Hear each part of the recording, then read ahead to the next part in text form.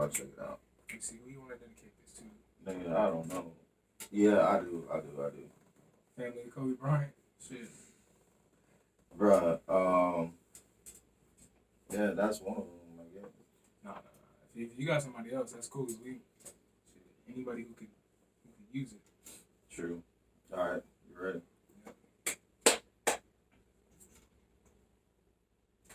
Welcome to another episode of the Gutta Babies Podcast. You are now tuned in. You have Young Sumo and Sugar Booger. respect the motherfucking name. Shit. Gutta Babies, bitch. You already know. Smoking that gas. Shit. Bruh, damn. What you got on your mind today, man? Well, what's on my mind right now? Just found out about Kobe Bryant not too long ago. That shit was sad. That is is in my prayers. His family's in my prayers. His wife is in my prayers and everything else. You know what I mean? But I want to dedicate the show to all. Last time we did the dedication. You know what I mean? Mm-hmm. When it was just us two, I dedicated to all the single moms out there. Yeah. I want to dedicate to all the dudes that's still in a kid's life. You know what I mean? And holding the family down. You understand what I'm saying? Okay, so real fathers. Real fathers, real legit daddies. You know what I mean? Not baby daddies. Real fathers. You know what I mean? Okay. Oh, daddies. You're not talking about fathers. You're talking about I'm talking about daddies and I'm talking about fathers. You know what I mean? Yeah. You hold on to family. You know what I mean? Even if it's not your jit. Yeah. You know that's what I mean? some real shit. That's realer than real, right? Yeah, for real. Even if it's not your jit, you get the flag and everything else. Hey, you hold it down. So I salute y'all, man. Y'all do what y'all do. Facts, bro. Dude, that takes some heart, like, cause you know what you gonna hear from everybody else. Bro. Exactly. You gonna hear, oh, suck that nigga. Exactly. Oh, blah blah blah blah blah. But like the niggas who just say fuck that shit, like that baby's mine. Like you know what I'm saying? Exactly. Yep. They care about something bigger than themselves or their bloodline. That's real shit. Exactly. And you didn't fall into it because the pussy's good. You know what I mean? You fall into it because. Now, this is a real stand-up woman, and I love her just and everything else. You know what I mean? Diamond in the rough, you know? Exactly. Shit. So, yeah. But if the pussy good, too. That's a plus. Yeah. But, yeah. But, yeah. That's the similar shit that happened to me, bro. Like, when I was legit, my biological dad, he wasn't the best. He got on, like, he lost his weight. I don't want to air out my family business. Exactly. But he lost his weight, and then that's when my stepdad now, he stepped up. You feel me? When my real dad couldn't. That's what the steps stand for. He stepped up. He did what he's supposed to do, and he's still around now. He's still around right now. Like he an asshole sometimes, but that's he a solid nigga at the end of the day. You feel me? Shout out to those Haitians that stand up and do the right thing. Sock passe. Nah, boule. Real. Bruh. But bruh, I was watching this interview. Is Moneybag Yo? I guess he dropped the album, so he's been on the big press run. Moneybag Yo. Moneybag Yo. No, I remember the first time you said that shit. But fuck, is it real though? I think that's where it came from. The Yo, I'm pretty sure that it came from Yo. Something like that. They got it. Bro. Like Moneybag Yo. No, it's like. Pass me that yayo. You got that yayo for sale, bro? Yeah, he probably just shortened it down to yo. Exactly. Because he didn't want to get that bit. Exactly. He want to be like Moneybag Yay. Yo, Moneybag Yo. That be slide, yeah. But basically, yeah. So he went on a press run and he was saying that he started music solely for the money. Like he was like, nigga, I ain't gonna lie, I started music because I wanted the bag. Like, right. You know what I'm saying? And then I guess along the way, somebody told him chase the dream, not the money, and the money will come. So you know what I'm saying? Like, how do you feel about people doing things strictly for money? Like, is it okay to do like an art form just for money, or is it like, nah, you gotta have a passion for it? Well, I see both sides of it because if you struggling and everything else, you still got bills. You got shit. You gotta pay. You gotta pay your weed man. You know what I mean? Especially you got fronted or whatever. You got shit. You gotta pay. You gotta pay now. You car about to get repoed. You ain't got no electric. So I see that side of it also. But for the passion part of it, you know what I mean? If you don't have the passion part of it, you're not going to go ahead and keep on pushing through. It's going to just seem like another job, and you're going to hate, and you're going to be miserable.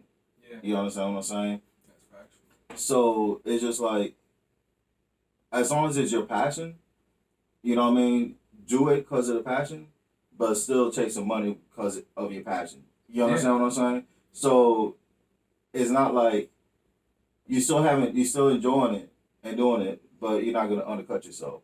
Okay, so it goes hand in hand.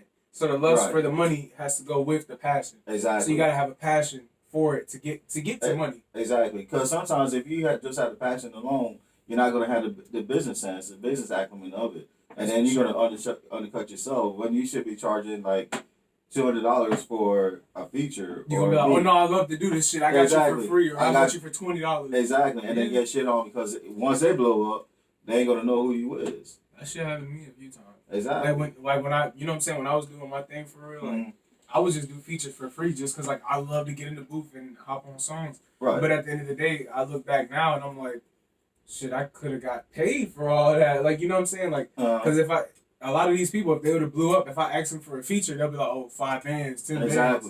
When I really did it just off the strength of me liking the new music. Right. Which gets you nowhere. Right. At the end of the day.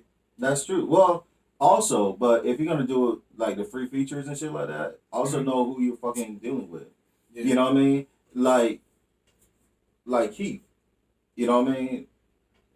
Do a feature with him because, you know what I mean, that's like your brother. So you got to like a tight squad and everybody's solid. Y'all build off of that and y'all build off of y'all, you know what I mean, working together. Y'all build y'all group. You got your group over here, your fan base over here. I got my fan base over here. Let's link up. You know what I mean? Do this shit for free. Boom, boom, boom. Yeah, I don't even count that though. Like, I don't, you know what I'm saying? I know, but I'm just saying. Yeah, you know what I mean? That's forever. That's forever free. But that's how you got to find it. That the ones that's solid with you from ground up, the ones that's solid. That's the only way I can see you doing shit for free. You know what I mean? But everybody else, you know what I mean? You don't know how they are. You didn't grow up with them. You know what I mean? So you don't know, and they might have some flaws your ways, and like money change people. We see it all the time on YouTube. That's factual. You know? That is very factual. Exactly. Money will change a motherfucker. But a lot of times, like, and shit, I don't know because I ain't never had money. Really, like, big amounts of money. Right. But they say money changes the people around you. It don't really change you. But I feel like that's kind of, that's true to an extent. Because you got people who, like, never really looked for you. Right. Who, you know what I'm saying, let's say you hit the lottery. They gon', oh, hey, bro, da-da-da. They gonna hit your line and, you know, tell you about their problems and all this shit. When they never... Family members. Oh, yeah, like third cousins, fourth cousins. You know what I'm saying? Like, you got niggas that pop up out the woodworks. Oh, yeah, I know Future, yeah. I grew up with him, da-da-da-da. Exactly. But when Future was on the block selling dope, or when he was in jail, you ain't have nothing on his bond. Exactly. You ain't have, you know what I'm saying? Had shit. It'd be like that. But you know what, though? And it's sad that you even mentioned that name because Rocco put Future on.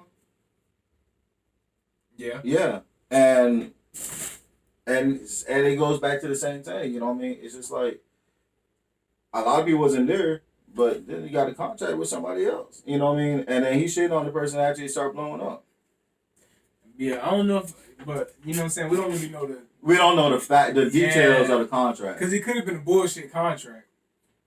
It could have been some fuck shit. Rocco's still getting paid. Yeah, I know Rocco's still getting the bag. I know. And then that nigga took that nigga to court. I don't know. Oh, God.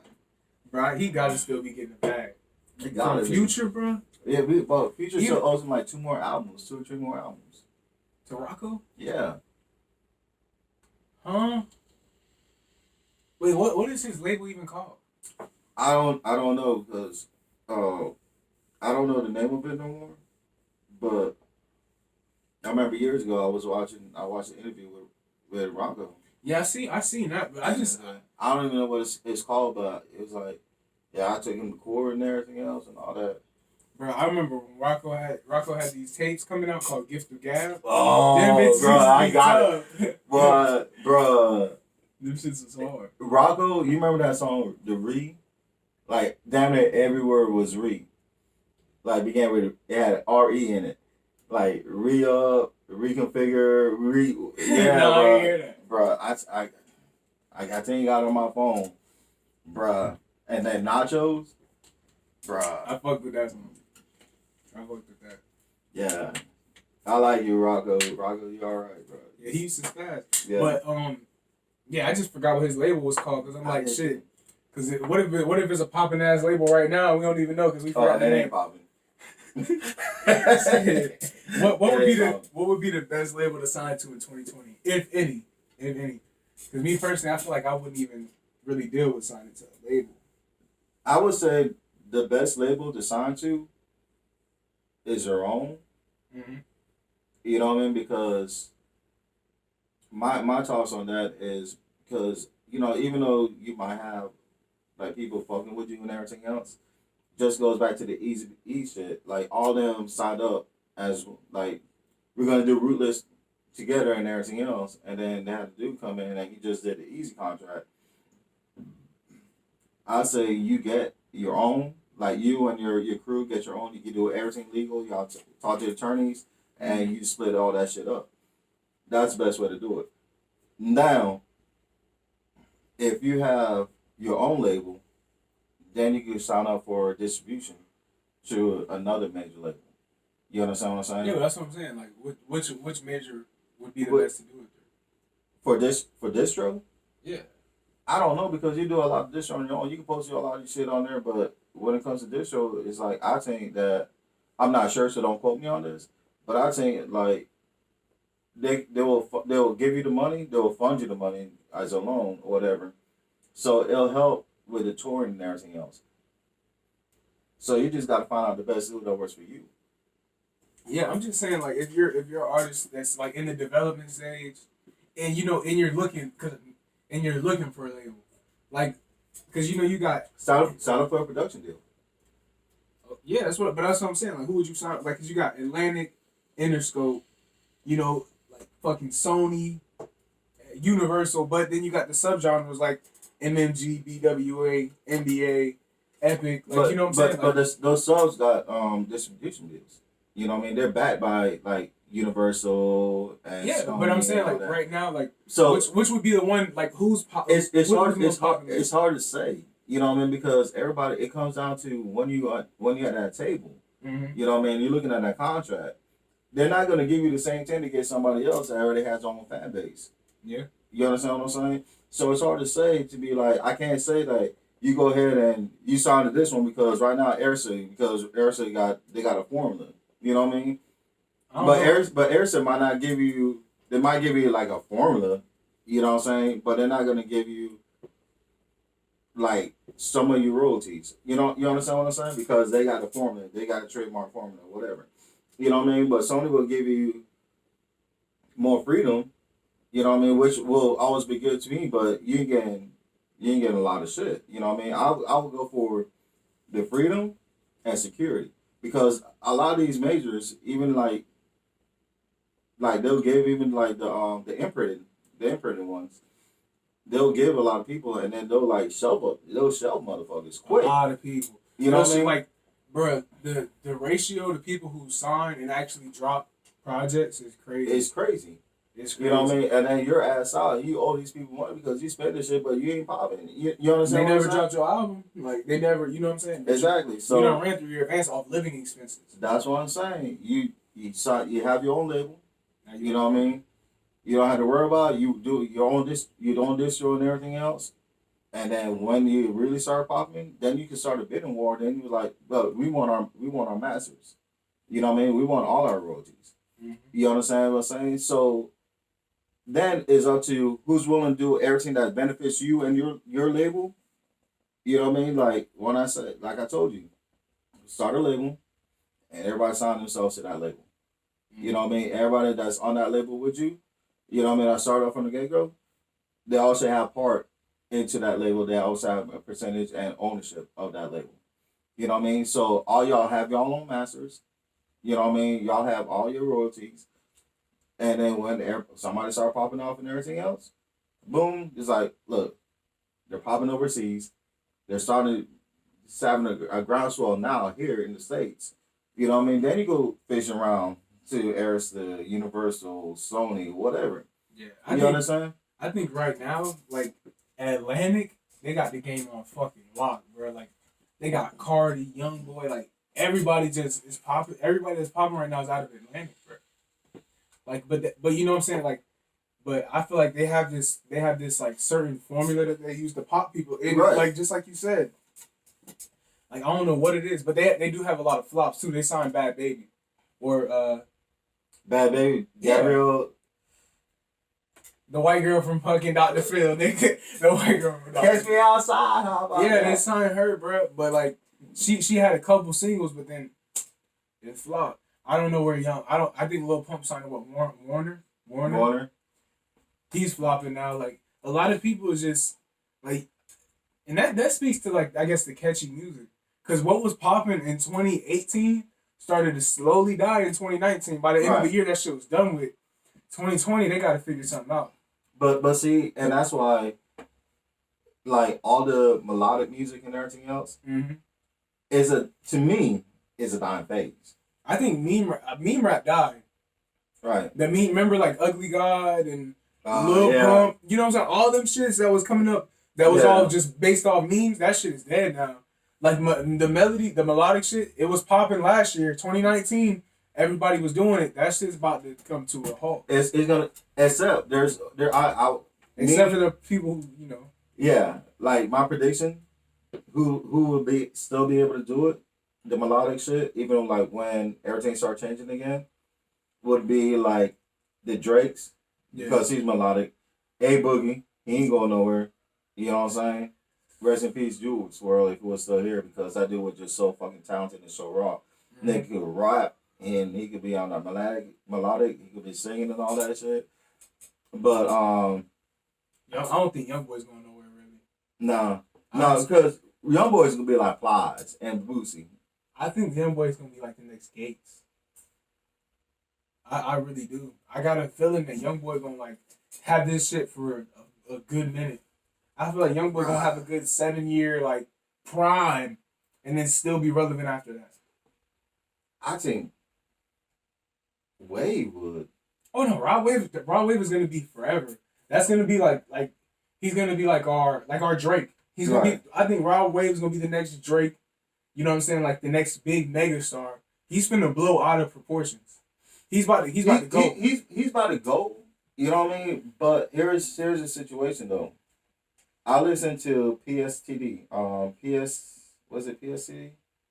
The album that has Calabasas on there. We taking trips to Calabasas. Yeah, PTSD. And I listened to that. I'm like, cause I had it right, and then I downloaded the Get a Gospel and everything else.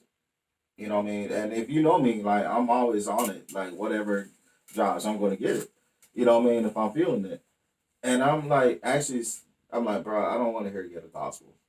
You know what I mean? So I put that PTSD, right? And I put Gates, you know what I mean? And I put that Young Boy, and I put some Big Crit, you know what I mean? I put those in a little, the artist playlist, you know, a couple albums here, a couple albums there, and everything else. And I'm like, I'm listening, like, Wave came up, I'm like, bro, isn't this on Ghetto Gospel? You know what I mean? And I'm like, and I hate when artists do that. So, like, they'll use some songs, right? And then they'll put on another album, like a legit album. See, and I can't stand that. I know what you're talking about because Young Dolph.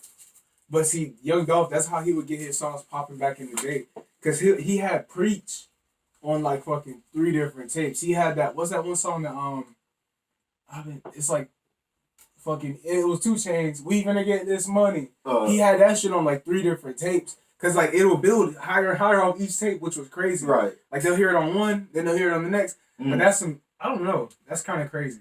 But it is a little annoying because it's like you could have came up with new material. Exactly. You could have just dropped the video. And you know what I'm saying? And to me, that even though I'm not one to question like somebody's passion and shit like that when it comes to shit like that, but sometimes you just gotta let that shit go and just come up with something new. Facts. You know what I mean? I don't want to hear the same 2-3 songs on 2-3 projects that came out fucking 3-4 projects ago. You know what I mean? And yeah, I mean, I understand about your single, maybe. You know, one song, and put it as a bonus. Exactly. Niggas don't even be putting bonus on that shit. They just slap it on there like it's a brand new shit. Like Hard on Ice, is that the name of the song? on my sleeve. Oh yeah, he dropped the remix on the next one. Right. Which but, you know, it's a remix. That made sense because it's a remix. And it had Lil Durk on it. So exactly. It's like, okay, but if you would have just put the regular Hard on Ice, yeah, I would have been like, like, come on, nigga. But there were still a couple songs I was like, ain't that on, bro? But yeah. But I couldn't. I ain't never did that though. Like I ain't never put an old song right on a new tape. Like I did drop a whole tape full of old songs, but it's a throwback tape. Right. You know what I'm saying? Like it was like a vintage. You know, I even put an old picture of me when I was super fat on there. Right. So people know like this shit is old. Exactly. Only your true fans would know that. Exactly. You know what I mean? And that makes sense. You know what I mean? It's like just don't be lazy. Yeah. I wasn't. Yeah. That's kind of crazy. You know what I mean? But if you're doing like you said, that was a whole bunch of it was a throwback album and everything else. I would even market it and be like, not even just label it like a throwback album. I'll be like the classic hits. You know what I mean? The greatest hits. Yeah. I do like how they be having like the fucking old Jodeci albums. Exactly. Jodeci like, greatest hits, and they be I make love to you know what I'm talking about? How they used to have the old commercials. Yeah, but that's the old commercials. And they would have the songs coming down. They'd be like Jodeci greatest hits. Yeah. And then they'll play the songs on that bitch. It was like love song, love whatever. And yeah. And I probably just sang the wrong song for the wrong person. Yeah, you did. That's why I looked at you stupid. My bad. But I understand what you're talking about because I remember the commercial. Yeah, I'm talking about the commercial. It was like the lady and the dude with a candle and everything else. And yeah. had Jodeci and had Boyz II Men and all this shit. I remember that shit. That's why I looked at you like you're stupid for a second, and I'm like, but I knew it was what a mix. It was a mix. It was just old R&B shit. Gotcha. But yeah, like when you said all the commercials, I'm like, oh yeah. Yeah. Gotcha. I was young as fuck, so I faintly remember it, but I remember that shit. You feel me? Yeah. It was like a mixtape. Yeah. You know what I mean? Like somebody take their time out to make mixtapes and shit like that, and then to try to capitalize off that shit and do commercials. So you do go ahead and do that, but a lot of people don't know what mixtapes is. What do you consider a playlist now? Yeah. You understand what I'm saying?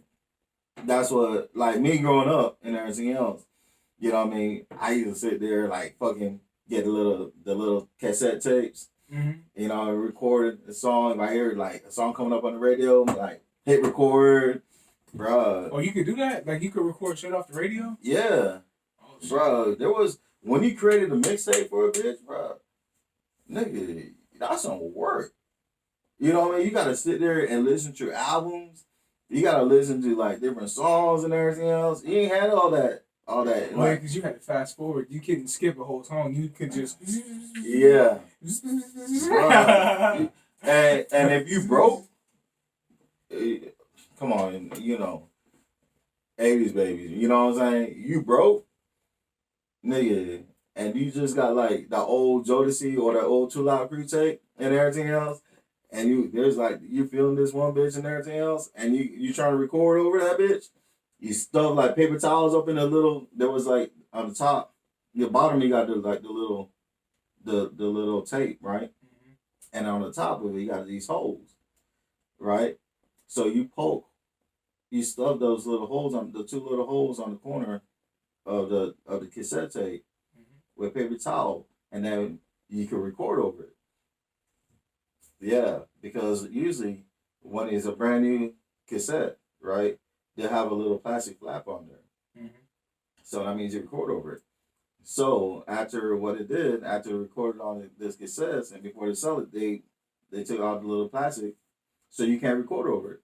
So you stuff those little holes, bruh, and then you can record it, make that mixtape, bruh. Had that pussy wet, bro. Oh, you can sit like put your voice on that bitch? No. Oh, okay. No, okay. Come on now. Okay. Come on now. No. I thought you mean like you can rap over that bitch like actually like baby, it's your boy Sugar Booger in your ear. You know what I'm saying? Nigga, I'm thinking if you had a mic, cause the old radios they had a little shit for the microphones. I remember. Like, yeah. So you probably could have recorded yourself on that. Bitch. When I seen Get Rich or Die Trying, you know the 50 Cent movie. Remember when he had made the song Best Friend? He had that little mic on the side. He was, you know what I'm saying? He did all that shit. So that's what I'm telling you. Yeah, but I never did it. You know, I ain't got a voice. Yeah, that shit would be raw. I'd get on that bitch like Teddy Pendergrass whoever the fuck the deep voice. But you had to make sure that you do it at the end of one song. Yeah, before the next one. The next one, because you just fucking yourself up. You're recording, you know what I mean? And you record. You know what I mean? You couldn't layer. So you recording over the shit that you wanted to play. Oh yeah, I wasn't no tracking. So you gotta just catch the right part. He's just song ending. Like I guess while the nigga's talking, you fuck that nigga. Exactly. You know what I mean? So, bruh. That shit was crazy, bruh. When niggas used to have to go through to make music, bruh. Bruh, you have no idea. Like, I learned how to fucking analog, bruh. The fucking DAT machines. I learned DAT machines. I learned the analog 32 mixing boards and all that shit. Bruh. Just growing up as a jit. Bruh, I'm telling you. It's so different now. Everything's digital. It's so different. Yeah, everything's so digital. It's just easy as fuck. Nigga, I could record it. Like, bruh, back in the day, not going to school, not reading no books, just being able to record was crazy as fuck. Mm-hmm. Like, I could literally open a computer, open Logic, and record a nigga right now and mix it a little bit with no knowledge. Bruh. That's why you got so many rappers, though. And you got so many producers, too. Yeah, because FL. Yeah. FL's pretty easy. I can't stand FL, bro. I have the hardest time with that bitch, for real. I fuck with FL, but it's just like, I don't know. I need to sit down and really like focus on it and get right, because I would look you want to produce. Go ahead. I want to, bro. That shit just it takes so long to get raw, bro. Like I like to be raw and shit, bro. Like, bro, I'm gonna tell you like this: you're never gonna have enough plugins because you're gonna get tired of the instruments and the sounds that you got. Yeah. You know what I mean? And then you're gonna have to, and like my favorite thing is like a little bit is engineering. Mm-hmm. You know what I mean? I like getting like layering 2 and 3 snares and then tweaking each one. You know what I mean? And getting a different sound and everything else. I love the engineering part. But bro, you get tired. You get those plugins, and then you just scroll to it. Some of them be like too much, and you ain't gotta sit there and waste all your time. Like, come on. No, I don't like that sound. I like that song for this chord progression. I don't like that sound for this. You know what I mean? Mm-hmm. Nigga, that's why, like, bro, I be on that bitch for like 20, 30 minutes. I'll come up with a little pattern. Mm-hmm. I'll try to add to it. I'll end up fucking the whole thing up and be like, fuck it, I'm done. I'm Gucci. Fuck this shit, my nigga. Bruh. I don't got no patience, bro. That's why I can rap, because, like, when you rapping, bro, like, low key, before you start recording, you can't hear yourself. Mm-hmm. So I just be rapping thinking I'm raw, just saying all this bullshit. Now, the first time I hopped on the mic was when I realized, oh, I'm pretty fucking trash. But, you know what I'm saying? I could keep going because I could just keep rapping to myself and getting better to myself and then hop on the mic next time. I'm a little better. All right. But with beats, nigga, I just feel like every time I make a beat, I'm still ass. Bruh. Like, I'm just as ass before. I feel the same way, especially ever since I went back to FL Studio. Mm-hmm. Like, give y'all my cousin. I did FL Studio. I had FL Studio for like 2 weeks. And it was called Fruity Loops Producer Edition at that time. Yeah. Right? And I showed Ruben how to do it. Like, I started off with Hammerhead. It was like a little app, Hammerhead. You know what I mean? All it was a simple drum machine. You know what I mean? And then I showed him that and everything else. And I'm like, bro, here, you can practice on this. And then I came across Fruity Loops. FL Studio now. But I came across Fruity Loops Producer Edition. And I had it for a week. And I was like, bro, I'm not feeling this. I'm like, bro, this is just, I can't get it. It's easy. It's easy. I can see it, but I just can't get it. I just don't vibe with it. So I showed him how to do it. This nigga was pushing out beats like, oh my God, like a beat. And that was when he was doing the MySpace shit? He was making his own beats? Yeah. I didn't even know that. Bruh. Ruben was killing it. You know what I'm saying? I remember he told me too, like before he had blew up and shit, he was like, bruh, he was like, if you really want to do this shit, do it every day. Mm-hmm. Don't stop doing it. Exactly. And I ain't understand what he meant, but every time I see him, he be working, bruh. He be working. Like, when he started doing his poems and shit, nigga, if I seen him, nigga, he was phone in hand. I remember when Twitter was just was still new. Mm-hmm. You know what I mean? And I would like go over to Uncle Larry's house, right? R.I.P. Frog, man. Yeah, R.P. Frog, man. Rest in peace. God bless his soul. Mm-hmm. And you go to Uncle Larry's house, and then we'll just sit there watching like a football game. And his girl was like try to cook up some shit in there. His ex girl at that time, she was like try to cook up some shit and everything else, Ayana. Mm-hmm. And we're just sitting there talking bullshit and everything else. And then he'll look at me and everything else, watch some of the game.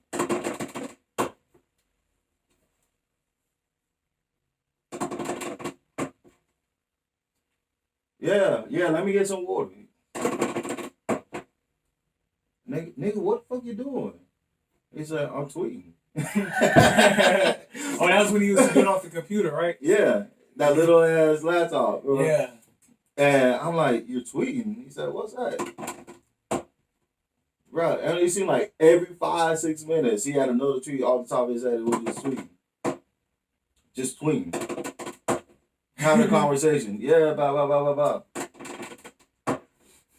What the fuck? Bruh, and then he showed me his followings and everything else. So when he started doing the poetry shit, it was like, it was none to me to like, yeah, this nigga gonna blow up. He's gonna blow up, whatever. Right? You remember when I remember when he had like, and this is, I'm not trying to be that nigga like, oh, I remember when he, yeah. But remember when he had like, I think when he was still at Larry's house, like over on this side, he had like fucking, I think it was 50K. 100K, you remember? And then he had commented on one of your pictures. Yeah. And your picture just went fucking. Yeah. Commented on one of my poetries and shit like that. Like, it wasn't even a poetry because I never do poetry like that. Mm-hmm. But it was like a quote. But it was like, how my quotes was set up is like they're all double entendres. Mm-hmm. You know what I mean? And then, like, I will highlight certain words. So, like, if you just read like the highlighted words, it's totally different story. Oh shit. You know what I mean? And he commented on that bit, that bitch like whoop. And I was on my IG. Yeah. And I'm like, that's when IG first started popping too. Yeah. He was on everything early. Yeah. That's one of his things. He was on everything early. He was on, well, I don't know, I didn't meet him when MySpace was first popping, but I know when Facebook had came out, he was on that early as fuck. Like when niggas was still on MySpace, he made the switch to Facebook, Twitter, and then Instagram as soon as it started. I don't know, like I don't even know how he knew about this shit. I don't either, but he was always on it. Like, bro, he that's a smart motherfucker, bro. Bro, he put me on a Nicki Minaj before she was Nicki Minaj, my nigga. Oh shit. Because you remember when Lil Wayne had his squad, right? Mm-hmm. And like this is after he dropped the 56 bars and everything else. And he started doing the mixtapes and everything else. And he started having the squad. He was like, bro, you gotta hear this girl. I'm like, nigga, what girl? Like, I don't know her name, but you gotta hear her. You know what I mean? They call it the secret weapon. Yeah. So he found her and he played. I'm like, oh shit. I'm like, this is raw and everything else. And this is years before. I'm talking about years and years and years and years before when she was a studio rat. You know what I mean? And that's what we called her because we don't know, like she was in there just fucking and sucking or whatever, but we knew she had talents, right? Mm-hmm. And this was before she had ads and tits and shit like that. This is when like Nicki was still Nicki. She was like raw, you know what I mean? Mm-hmm. Called a studio rat and like I'm like, bruh. Like so he was always big on some shit, you know what I mean? He was always early on everything. Yeah. That's one thing, like, and I wish I had that talent because for me, I feel like by the time I catch on to something, it's like about to be over. Like I can never be the first nigga onto the wave or like on the like, you know what I'm saying? Like what's going on? I'm always late. I'm always a step behind. And I feel like that's why he's like, you know what I'm saying, so prosperous because he could see the future. Mm-hmm. You know what I'm saying? He's like a visionary or something. Yeah. I don't know how the fuck. Like I wish I could pick his brain for the one time. Like I wish the nigga would just come back and be like, "Hey, just nigga drop. I don't want nothing from you but some knowledge, nigga." But like I'm gonna tell you this. I remember when like I asked him like how because he told me about another site. It didn't get as big as it was supposed to and everything else. I'm like, bro, how'd you find about all this. You know, it's like, I don't know. It's just like people mention shit and I go search it. You know what I mean? I'm like, oh, okay. You know what I mean? I'm like, but I remember when I was writing my shit, he was like he told you just gotta be. He said, "Fellas, you gotta be persistent. You gotta be persistent. You gotta be persistent." You know what I mean? But shout out to RH Sin. We love you. Mm-hmm. We're proud of you. Keep on doing your thing. You know what I mean? Keep it up, my nigga. Keep it up. Factual. Shit, but nah, like it was crazy seeing how like where he came from and like what he did. Exactly. That shit is like it just made me realize like I could really do it because I seen him in the same situations I'm in. He literally came from the same place across the street, bro. Exactly. Literally across the street. Literally across the street. Like nigga, like knock on his door. Hey, can I get some sugar? Like, you know what I'm saying? And the niggas in penthouses and shit. Like I know I could do it. Right. You know you could do it. You already knew. You already had that vision. But it's just like seeing someone do it is a whole nother story. Of like it's a whole nother reality check. Like why are you not? Because he didn't put no money in this shit. Mm-hmm. Like it didn't take money. It took his time and like him. Bam, constantly like just knocking at the door, and somebody finally opened that bitch. You know what I'm saying? Like it's just you keep knocking. That's what he always tell me. Like keep fucking doing it, keep doing it, don't stop. Right. And like I be slacking on my own. You know that's probably why I'm not as far as I should be because I'm not as persistent as I should be. But that's an example of like it doesn't matter where you come from, bro. Like you can do it. And what are you thinking about me? Like, that's my younger cousin. You know what I mean? Yeah. Right. I'm like, and remember, like, we talked about in the first episode, the first pod of the new year, and, like, my goal is to be more persistent, more consistent with the shit. You know what I mean? And it's like, I love seeing that he was persistent enough, didn't let nobody fucking tear him down and everything else. He knew what he wanted, and he was going for it. Yeah. You know what I mean? So that let y'all know, like, everything you can do and you want to do, you could and succeed off of it. You know what I mean? But a lot of people is missing that main key. You know what I mean? It's just persistence, bro. Like, and not no fake, like, oh, you know, I'm going to pick this up, like, and then I'm going to stop, and I'm going to pick it up. Yeah. But just because you do this shit for 10 years don't mean you're persistent. It's if you were doing it for 10 years, busting your ass every day. On a daily basis. Then you're persistent. You know what I'm saying? Like, that's what persistence is. And I can personally say I have not been as consistent or persistent as I should have been. Bro, I remember one of the last conversations I had with that nigga. We were talking and everything else. And he was like, yeah, me and my girl and everything else and the friends went out and hang out. I'm like, oh, that's cool. That's when he just moved to New York and everything else. It's like, I had a meeting. And everything else. I'm like, okay, that's cool. How'd it go? He said, it went good and everything else. And so we all hang out and everything else. He was like, you ever heard of Angela Simmons? Oh, yeah. I'm like, who the fuck is that? Russell's daughter. Yeah. He was like, Russell Simmons' daughter. He was like, I'm like, oh. You know what I mean? And then, like, years later, I hear what's his name? Yo Gotti talking about Angela Simmons and one of his albums. Like, my cousin know that bitch. And my cousin probably know her longer than you know that bitch. You know what I mean? I'm like, you put a smile on my face like, nigga, my cousin on the shit, my nigga. Exactly. I'm proud. Like, you know what I'm saying? Like, I'm just, like, it brings a smile. Anytime I, like, come across, like, him on the Explore page or just something that he's doing, I'm just like, bruh, nigga, that's Ruben, bro. Like, that's crazy as fuck. Like, it just blows me. And it just gives me a sense of, like, you can do this shit. It gives me, like, motivation anytime I see that shit. It just like motivates me to go harder. Exactly. You know what I'm saying? Because like it's to the point where he's so big that I cannot just send him a DM. He's not gonna see it, you know, unless it's like a random stroke of luck. But right. But you know what I'm saying? I'm trying to get to the point where I can meet him at the top and just be like, bro, I'm so proud of you. You know what I'm saying?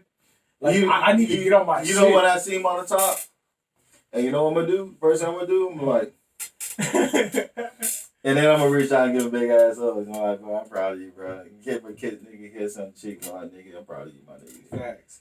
You know what I mean? But first, I was gonna do this, my nigga. We're like, that's true. But so let's switch gears, bro, because we've been talking about that shit for a minute. Yeah. Sound like we riding that niggas dick and shit like that. Yeah, we gonna have to cut. So we got to cut some of that up. For real. But all right, what's the worst song or one of the worst songs you heard by your favorite artist, or one of your? Let me reword that. Cut. Ain't no cutting. Fuck that. Just go ahead and record that bitch. What is the worst song by one of your favorite artists? Nigga, you just said the same shit all over again. No, but I said it really bad at the first time. Nigga. I was stuttering and mumbling and all that next shit.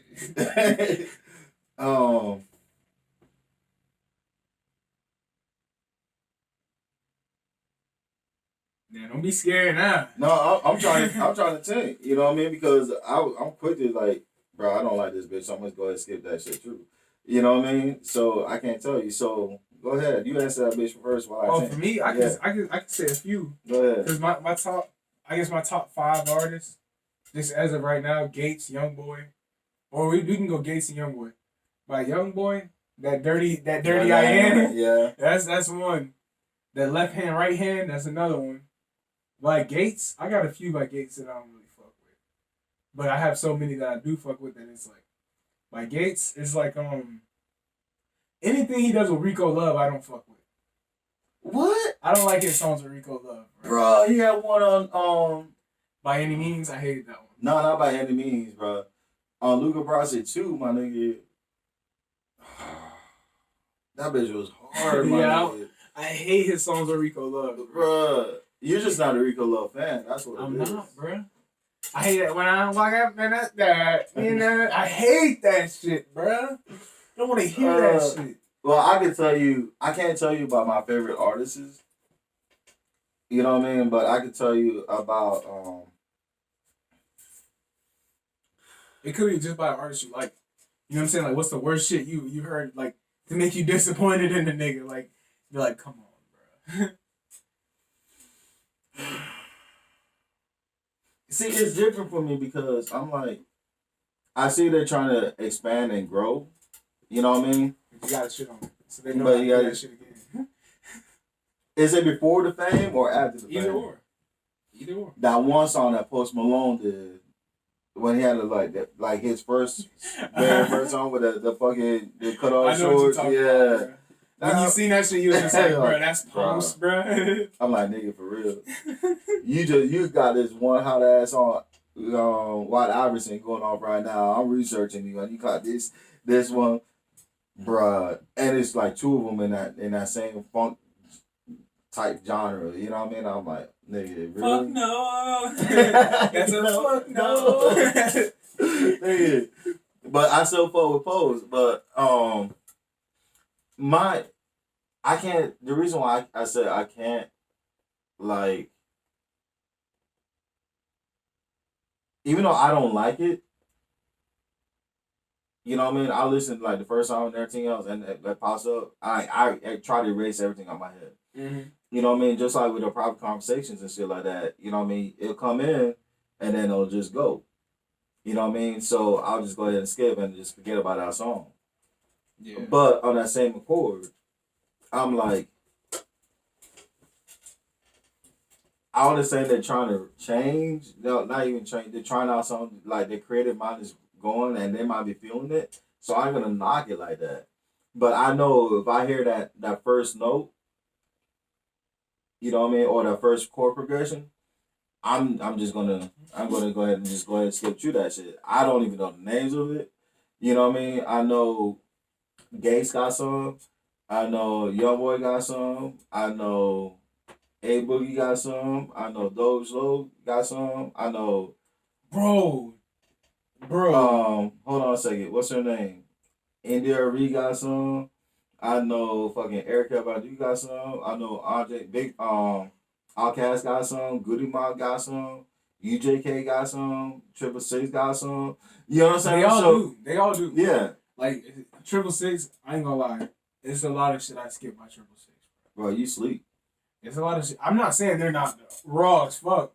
They just came out. I feel like they overdid, like they overproduced music to the point where like a lot of their shit is like, Like, it's like, why'd you put this on the album? Why'd you put this on the album? Why'd you put this on the album? Like, it could have did, if you would have omitted those songs, took those songs off, that bitch would have been a forever classic. Bruh, you know how to do this shit?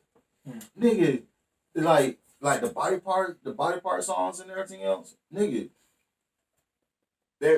Paul and Juicy might be up in the studio, and then the hidden producer might be up in the studio cooking up the beat and everything else, and they're running and everything else. I'm like, okay, we're gonna record, right? Who's ever in that studio at that time? They jumping on that bitch. That's the shit that blows me because I'm like, bruh, Bruh, how the fuck is this nigga on this song, bruh? They don't all be hard, bruh. Who don't be hard on the especially those body parts? No, I'm not talking about that.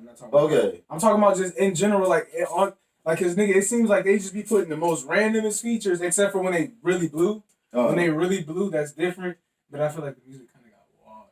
It's like a drawback, cause it's like, bruh, you know what I'm saying? Like, no. Like, but when they was clicking up them underground tapes, bro, that shit was so fine. Yes, it was. But I feel like when they started blowing up, trying to put people on, it kind of got a little washed. Then they got on, the music got a little better, but then like their intensity came down a little piece. Yeah, like after like the Spinner song and everything else, yeah, I can understand. And then when it wasn't like the whole group as a collective, it wasn't Juicy, it wasn't Paul.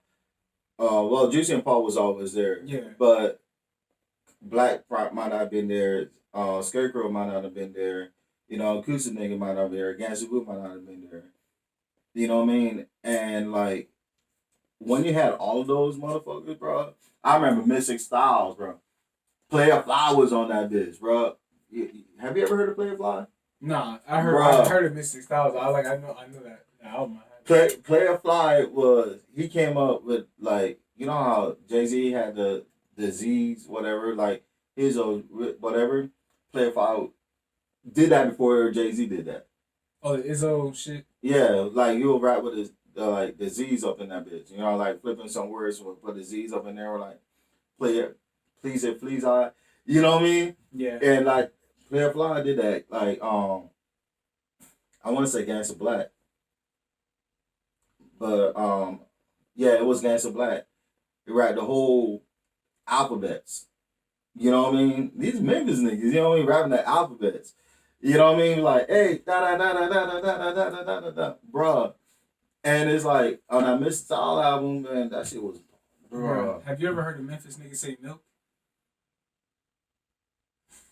They say Merc. Nigga, they say Merc.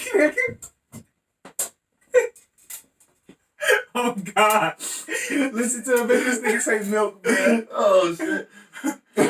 You're stupid. He's so stupid, my nigga. Bro, I heard one of these Memphis niggas say that shit.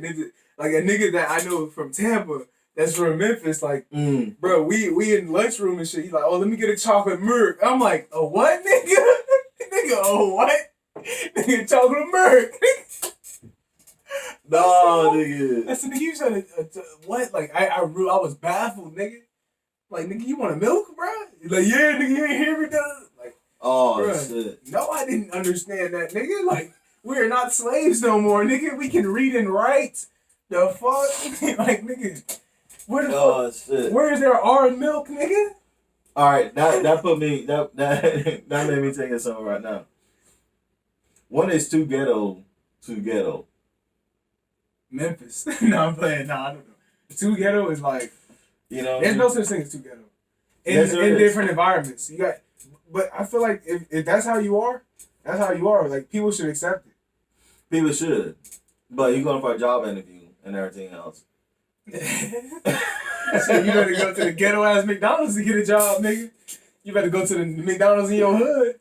McDonald's. You better go to that. Go to McDonald's, nigga. You can't get out of McDonald's. Bro, this is aggravating. I just toss my shit around. No. But shit, I guess there's a time and place for everything, bro. But if that's just how you are, if you just a ghetto you know what I'm saying? Like, you just, that's you, then that's just gotta be you. You gotta find a profession where that fits. You know what I'm saying? Because, like, how you gonna turn it off if that's all you know? But you gonna be so with the minimum wage jobs. You know what I mean? You can't be a salesman. Warehouse. Warehouse. Warehouse. What you do? I ride the warehouse. I ride the warehouse. Four at the warehouse. Nigga, you from Haines City, my nigga? You out there in Polk? Here's another thing, bro. Now, we from Tampa, bro. Like, we lived here for years. Now, I know you could smell out a nigga who's overdoing a southern accent, bro. Like, overdoing a Florida shit, bro. Like, trying to stress it hard as fuck. Like, nigga, you're not even, like, it be niggas who ain't even from here. Niggas who be from New York and shit. Come down here when they fucking 12, already got their diction, and then next thing you know, like, 12 years later, nigga, yo, nigga, I'm on high, like, nigga, what the fuck? You was just gully as fuck, nigga. Bro, it's brick outside, my nigga. It's mad brick, yo. Damn, son. Like, niggas walking around with tank top. Damn, son. Like, now you, oh, no, it's colder than a bit. Like, no, nigga. Nigga, didn't you just, like, 2 minutes ago say it was brick, my nigga? Now it's colder than a bit. Get the fuck out of here, bro. Fuck out of here. Bro. Nigga, but no, it's a lot of niggas be overdoing their accents, bro. They do. And it's like, people say the same shit about me because, like, my accent don't really come out. You know what I mean? I might say a couple words and, like, people from different islands, like, they'll be like, where you from? You know what I mean? Mm-hmm. And, like, me just talking normal and everything else. But, like, for some odd reason, like, you hear my mom. She got a, you know what I mean? Yeah. So, like, when I'm talking to her or, like, when I'm talking to Joseph, like, sometimes I just don't catch myself. And I'm hollering this motherfucker, bro. You know what I mean? And I gotta catch myself. Like, last night, you know what I mean? I was patting out people and shit like that. And it was like, some dude asked me, like, where you from? I'm like, originally? He was like, yeah. I'm like, St. Croix. You know what I mean? He was like, all right, I got you, bro. You know what I mean? I'm like, bro. And it's just like, it's just, a lot of people don't understand that they're doing it. Uh-huh. You know what I mean? And they might not be, some of them might not be like the ones from New York and everything else, like, they already got the diction. No. You can tell when motherfuckers really, like, really doing that. But sometimes they be like, bruh, I'm in the South, you know what I mean? All my homeboys all like this, so I'm gonna talk like this, my nigga. You know what? Pass me up, Merc, my nigga. You know what I mean? You're like, where you going? I'm going up the street, my nigga. You know what I mean? You know, like, knowing that you don't talk like that, you code switching like a motherfucker, my nigga. You know what I'm saying? My stomach full up, I need some Merc magnesium. Let me hear one of the niggas say Merc magnesium. Oh, man. That's how it be though, bro. Like, I mean, I understand sometimes, like, you know what I'm saying? When you're around that so much, like, yeah, I can switch, but, bro, there's no, nigga, you hear my voice, bro. Like, right. I kind of sound crack it out a little piece. Certain words I'll say I have a slang on it, bro, but, nigga, like, overall, I moved here when I was, like, 11, 12, around that range, bro, so I'm not going to sound like a full-fledged Florida nigga. Right. I'm from Illinois. You feel me? Like, right. But when I first got here, niggas thought I was pussy because, like, I sounded like that. But then they quickly found out, oh, this ain't that and that ain't this. Like, you know what I'm saying? Like, right. Just because this nigga sound like that. But why the fuck do niggas, like, take it upon themselves to, like, try to emulate something? Mm-hmm. Try to perpetrate. Like, and then, like, you know what I'm saying? People can smell that out. If you just be yourself, it'll get you a lot farther than trying to act like exactly. But I'm just saying, it's like this. Those might be the same niggas that be going to the bitch's phone and everything else because they insecure somebody, bro. Facts. You know what I'm saying? Like that. So you can't really be like, you can be like, nigga, I see you. So you gotta be able to watch out with that nigga because they're gonna be insecure about some shit.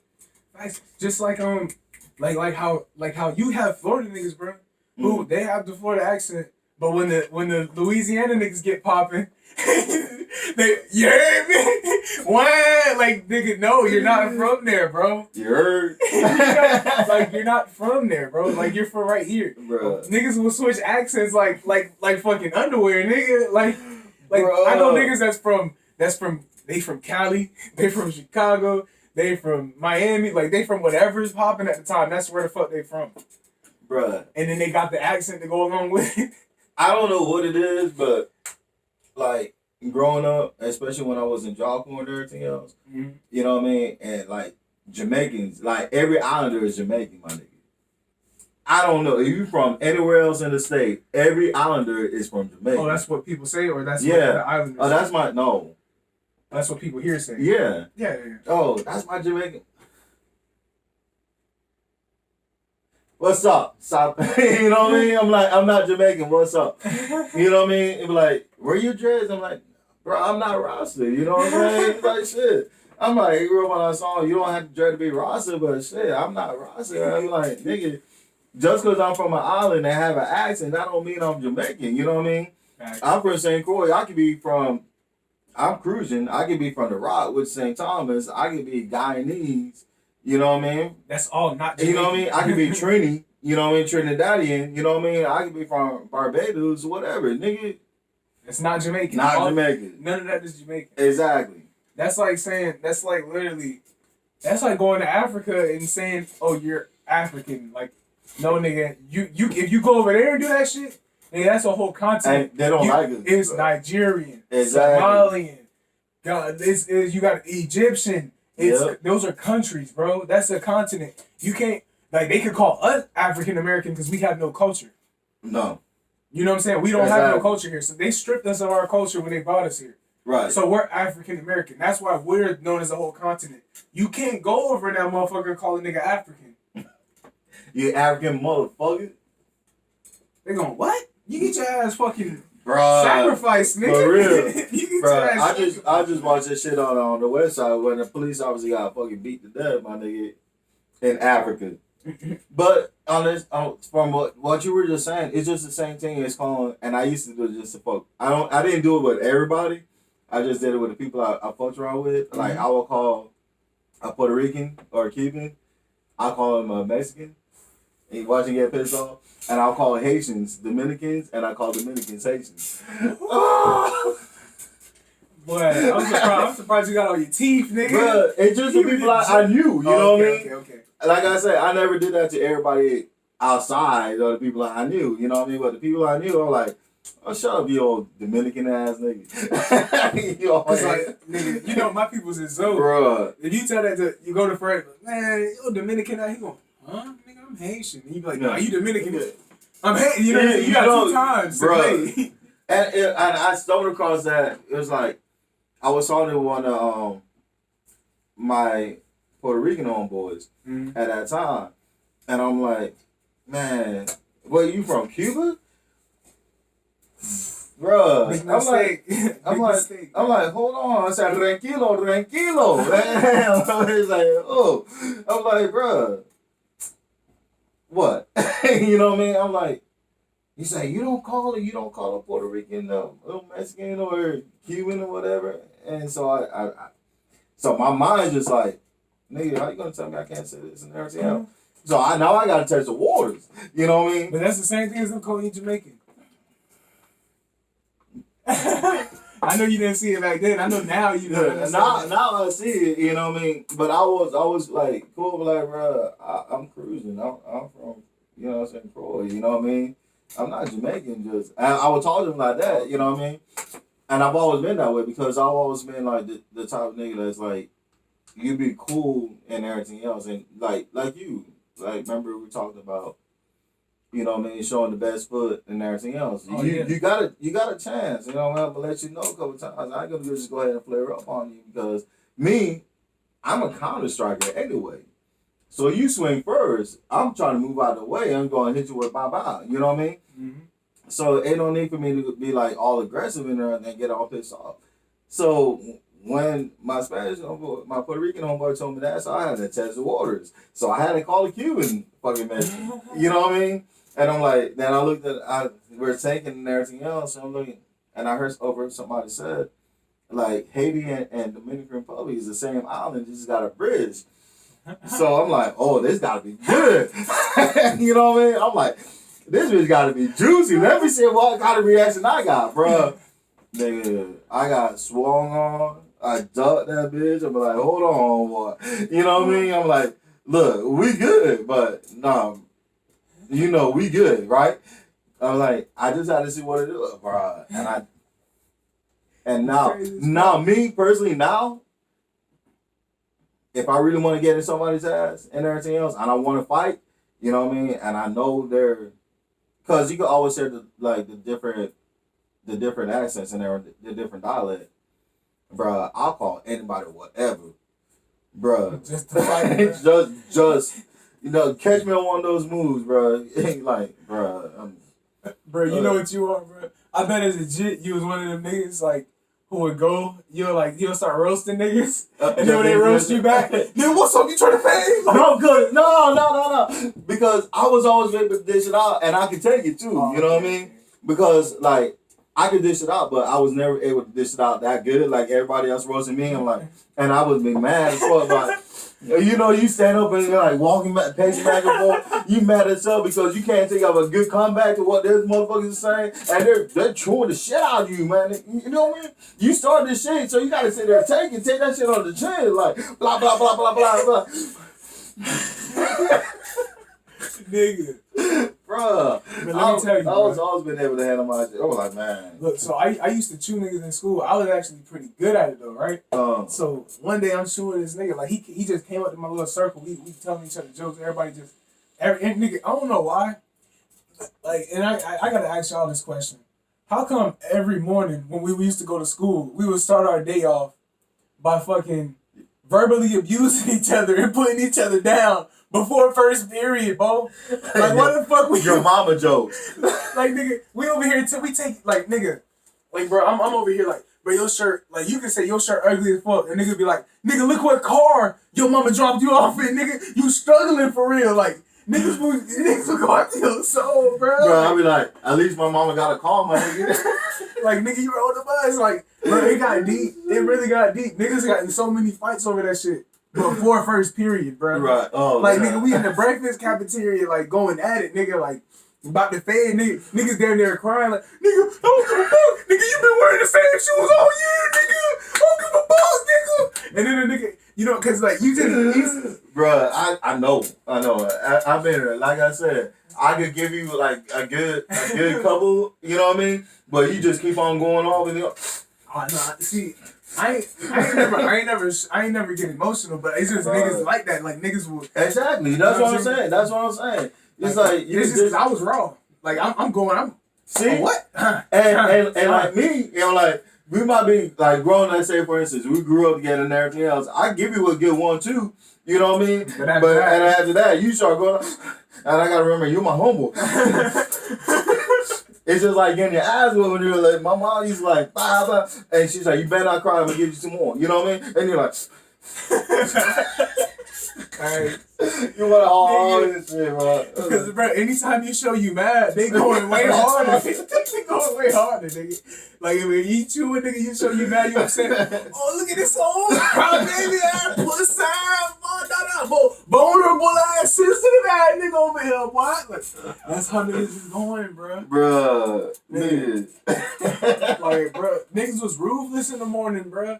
Like, how the fuck you supposed to have a productive day? Like, before you even start the day, niggas is on your ass. Like, bro, I remember, nigga almost dropped out of school one day, bro. Cause, like, I had missed the bus, right? So, nigga, anytime I had missed the bus, the whole ride to school, my mom's cursing me out, just mentally abusing the nigga, like, nigga, you gotta stop this shit, I gotta stop. Just going at me like, oh, you did this shit on purpose, just making me feel like shit for missing the bus. Like, I meant to wake up late and get cussed out before school. Like, I wanted to do this. Right. You feel me? So, I you know what I'm saying? That's when she had a Camry. Yeah, that's when she had a Camry. So, look, I get to school already mad, bro. So, as soon as I walk in that bitch, right, I'm not even late, because usually when I don't know why, when I took the, like, I missed the bus and still get there before the buses, because we live right down the street. Right. So, I get there, bro, and I'm cooling, and I'll be there first, bro. So, like, and as soon as niggas hop off the buses and come in, I'm already in breakfast. I was fat as fuck in school, so niggas be like, oh, this nigga was waiting outside the lunchroom like shoes was finna drop, nigga. Like, and I'm just in that bitch mad as fuck. Here these niggas go, bro. Like, nigga, like, Bruh, the joke that made me like stop making fun of niggas, bruh. I had a V-neck on, right?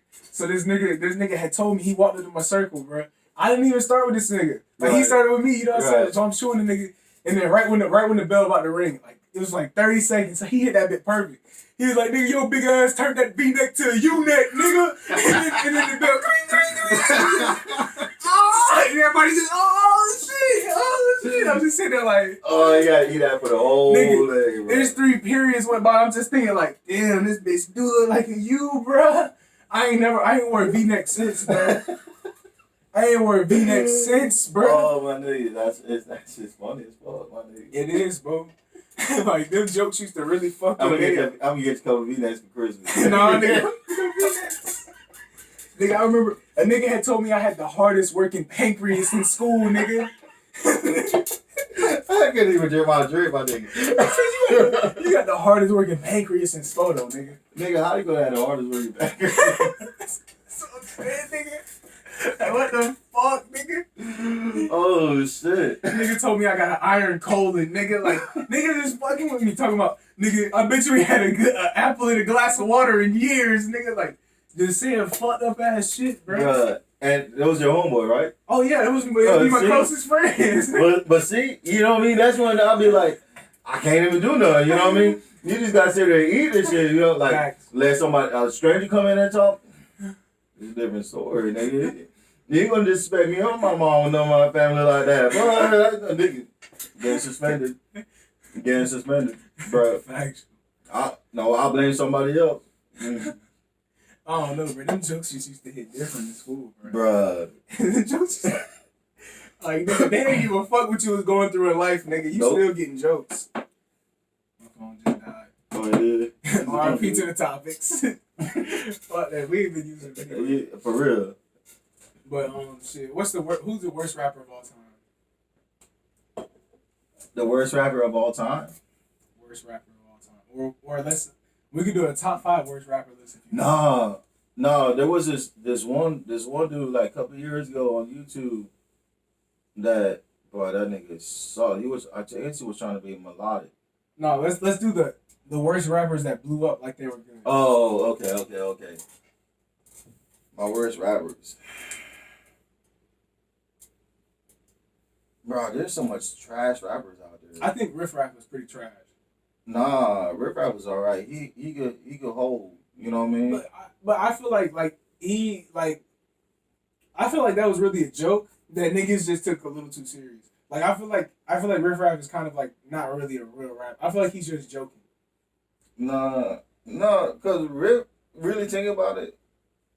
Not when that song with Chief Keef was hard, and that all that shit before. But I feel like as of late, he's just been like. Oh, I haven't heard him as of late, but for me, this is my thing.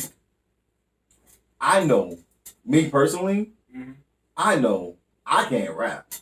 Yeah. I can freestyle a little bit on a good beat because I'm supposed to be, me personally, like, I know that if I'm on stage, because I did this a couple times, like when Akifu was performing and everything else, and I got up on stage and there and had a mic in my hand, I was like, it was like, this was supposed to be my calling. Yeah. But to get up in the booth, you know what I mean, I probably could do it, you know what I'm saying? But to do a whole album and everything else, I know I can't do it because I like going off the top of my head and catching that vibe and everything else. So, like, I put myself in the situation and I'm like, a lot of these people that can't rap,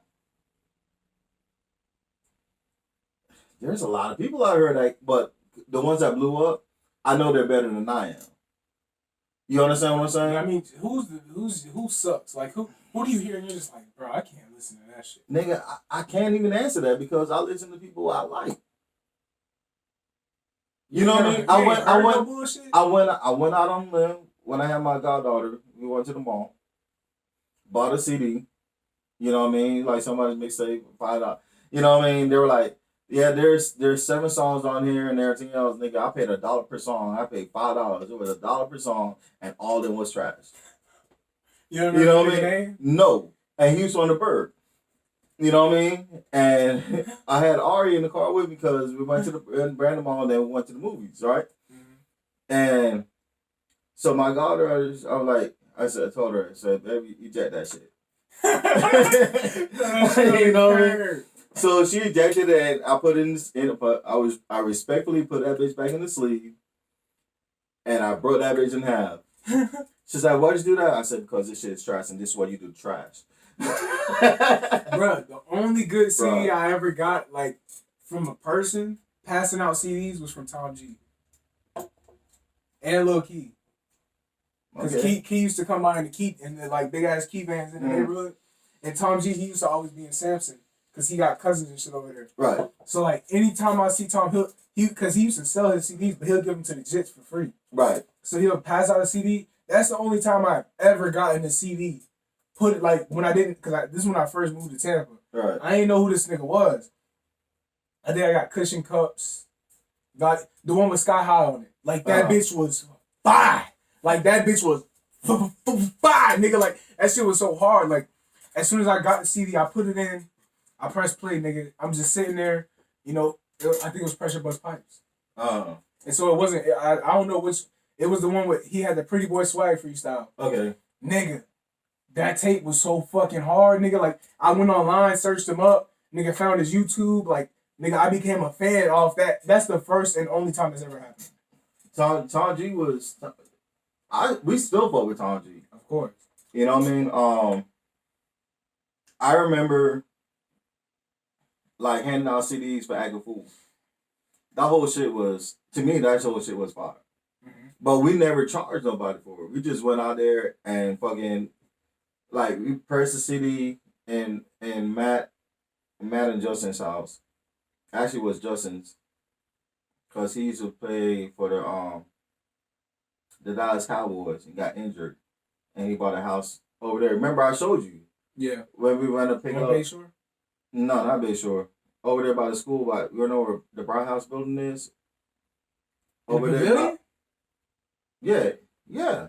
Oh, we went to pick up tracks one day. Yeah. And then I showed you, I pulled up and it's like, yeah, this is where Matt and Justin and I go fool. Oh, no, you talking about head to trades. You talking about all the way in Riverview. Not all the way in Riverview. I'm talking about where Publix is.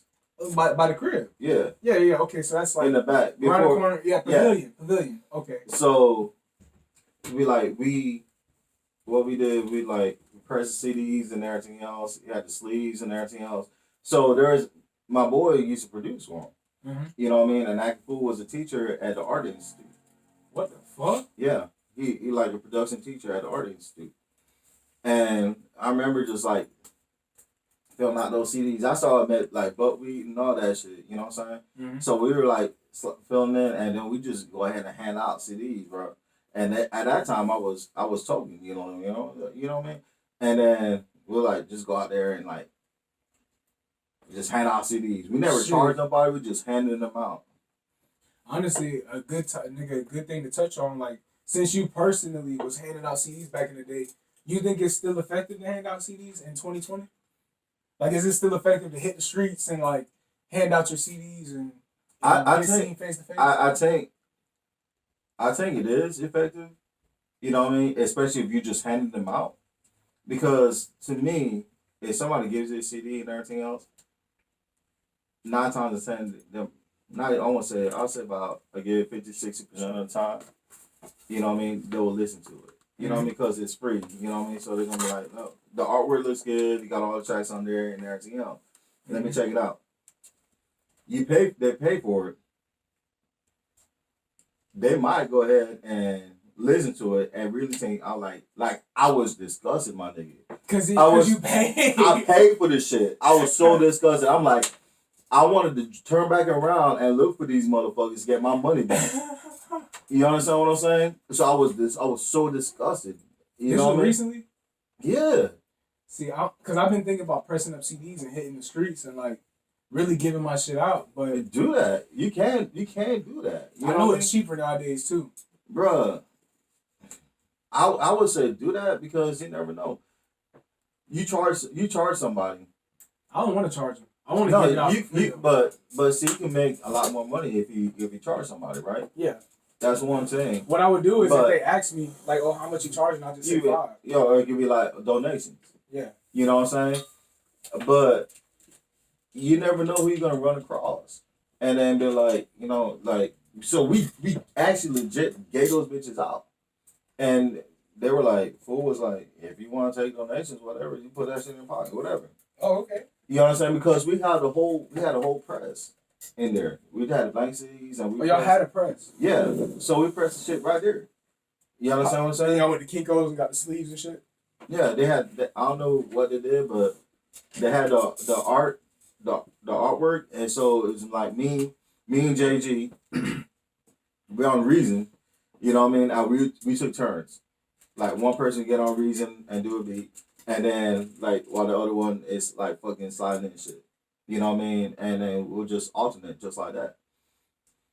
And that's when I was starting getting into Reason. And I'm like, bruh, I like Reason over fucking Fruity Loops. Okay. You know what I mean? And because it was just like so much to me. Like Reason is so much easier than Fruity Loops. Mm-hmm. I don't know how all these producers do it, and why they like Fruity Loops. I mean, FL Studio so much. They're like it's so much easier, but it wasn't for me. But you probably had like a MIDI. You probably had like shit you was using. Mouse, my nigga. Well, you was clicking everything in? I was clicking everything else, bro. And I was like, but that's what we did. You know what I mean? It's like I remember like Sing Tug and all those dudes from Texas. You know what I mean? Mike Jones, and Paul Wall and all that. They were singing the shit out of trunk. You know what I mean? And that's how Sing got his first millionaire and everything else. But me personally, from my experience, I rather if that shit looks right and everything else, I'm like, look, we're just struggling artists, we're doing this shit, we just handing out CDs, you know what I mean? Takes time to listen to it and everything else. It's free, you just hand it out. You know what I mean? The shit is raw, the shit's fire. You know what I mean? I'll be more acceptable of popping that bitch in the CD player than being as pissed off as I was when I paid fucking $5 for $1 per song for 5 songs. I paid $5 for 5 songs, and all that shit was trash. And I wanted to go back and fucking shoot those motherfuckers up and look for those money, get my money back. You understand what I'm saying? Yeah, I feel you on that. I felt totally disrespected. Bro, it's been a few times I done been got on CDs. Like the best CD I ever got, I just said was the Tom G CD, and I got that shit for free. The Lil Key CD was raw too. I got that shit for free. It had Busted Wide Open on it. See? And it had the song with Tom, like TB State of Mind. That I'm a TV nigga, my TV fitted. They had that on there. That shit was fire. That whole CD pretty much was raw. I'm forgetting a lot of songs. I know he had something about Red Bones on there. I like a Red Bones. He had a bunch of shit on there that was fire. I got that shit for free though. Like the best CDs I got was for free, bro. Right. Like anything I paid for was ass. It was trash. Every time. And it to me it goes into this right here. It goes, I'm confident enough that you'll like my shit. I'm confident enough that you will like my shit enough to play my shit over and over again and let your homeboys listen to it. Mm-hmm. You know what I mean? Because it was free.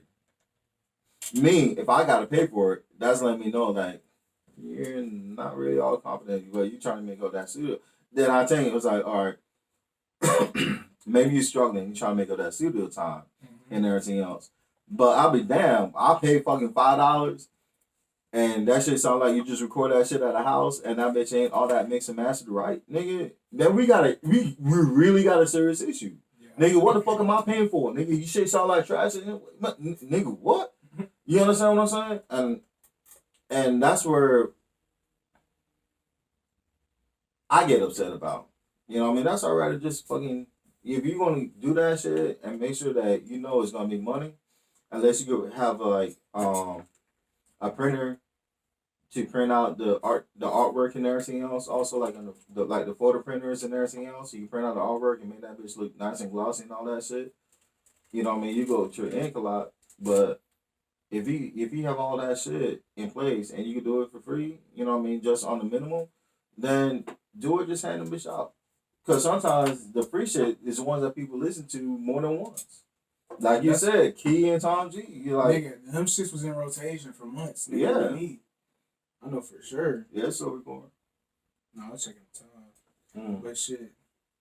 But I think that's what I'm gonna go to. It's only 621. 628. Yeah. Okay, cool. But yeah, that's what I'm gonna go to, bro. I'm gonna just start like getting my feet on the soil, nigga. Like shit, passing out CDs, bro. It don't nothing beat that type of promo, bro. No, it don't. Nothing, bro. Like this internet shit, like it's so feeble. It's so like it's so iffy and wishy washy. Like one of your songs could hit like big numbers, 20K, whatever, and then the next thing you drop hit 200. You know what I'm saying? Like nobody hears that. But if you going out, like you got a tape that's fucking pressed up, nigga. How you know how many people are gonna hear it, nigga? However many people you pass it to. Exactly. Even if some of them don't listen to it, nigga, a lot more people heard it. You got your IG, you got your info on that tape, nigga. You got your face on it. You drunk. You in the car. You just get that CD and everything else. You got a full car and everything else, and people just like you. And if it's fire, they're gonna ride to it. You know what I'm saying? Exactly. And then they're gonna look for it. You know what I mean? Like at that time, IG wasn't really popping out. You know what I mean? And like, I didn't even know we had Facebook at that time. We probably did have Facebook and shit, but no, it was MySpace. Yeah. You know what I mean? You see your accounts like growing, but you're developing your grassroots fans. Exactly. That's what I need. I need to touch the soil and get in tune with like the real Tampa nigga, bro. Because that's who's gonna relate to me, bro. Right. Like these internet niggas not gonna relate to what I'm saying, bro. Unless they're hood ass niggas. Yeah, I mean it be some real niggas on the internet, but that shit's so slow because they don't be the first ones on something. No. You know, they not the first ones that tap in. Like they gonna catch it over time. They're gonna catch it, but usually they be too busy to be online all day catching the new shit. Like, or they got their cousins on the phone. You know what I mean? Like, bro, this is shit. What you listening to? Like, call them at the right time. Like, nigga, what's that in the background? You know what I'm saying? But a lot of people just don't understand. It's like there's you gotta grind all the time. Mm-hmm. You know what I mean? But there's steps that you also gotta take. Yeah, it's kind of hard now because I know a lot of people don't got CD players. Nigga, my car in 2017 still got a CD player as is. Nah, but like, yeah, I know that. And I don't even know it was a CD player on that motherfucker. You know what I mean? Yeah, it just be a lot of things. Like a lot of computers don't come with CD. Does your computer got a CD player? Oh yeah. Yeah, see a lot of not this one. Yeah, a lot of computers don't come with CD players. But a lot of people can't carry laptops around unless it's business posts or whatever. Yeah. And they gonna put it in their car. They're not gonna put it. Exactly. You know what I'm saying? But shit, I'm gonna try it out. I'm gonna see if I can get like 1,000 CDs pressed up, pass them around and shit. See who hands it get in. Shit, fun. You can just start off with 100 and then just keep going. Exactly, and then what you do, you can stand in front of a club.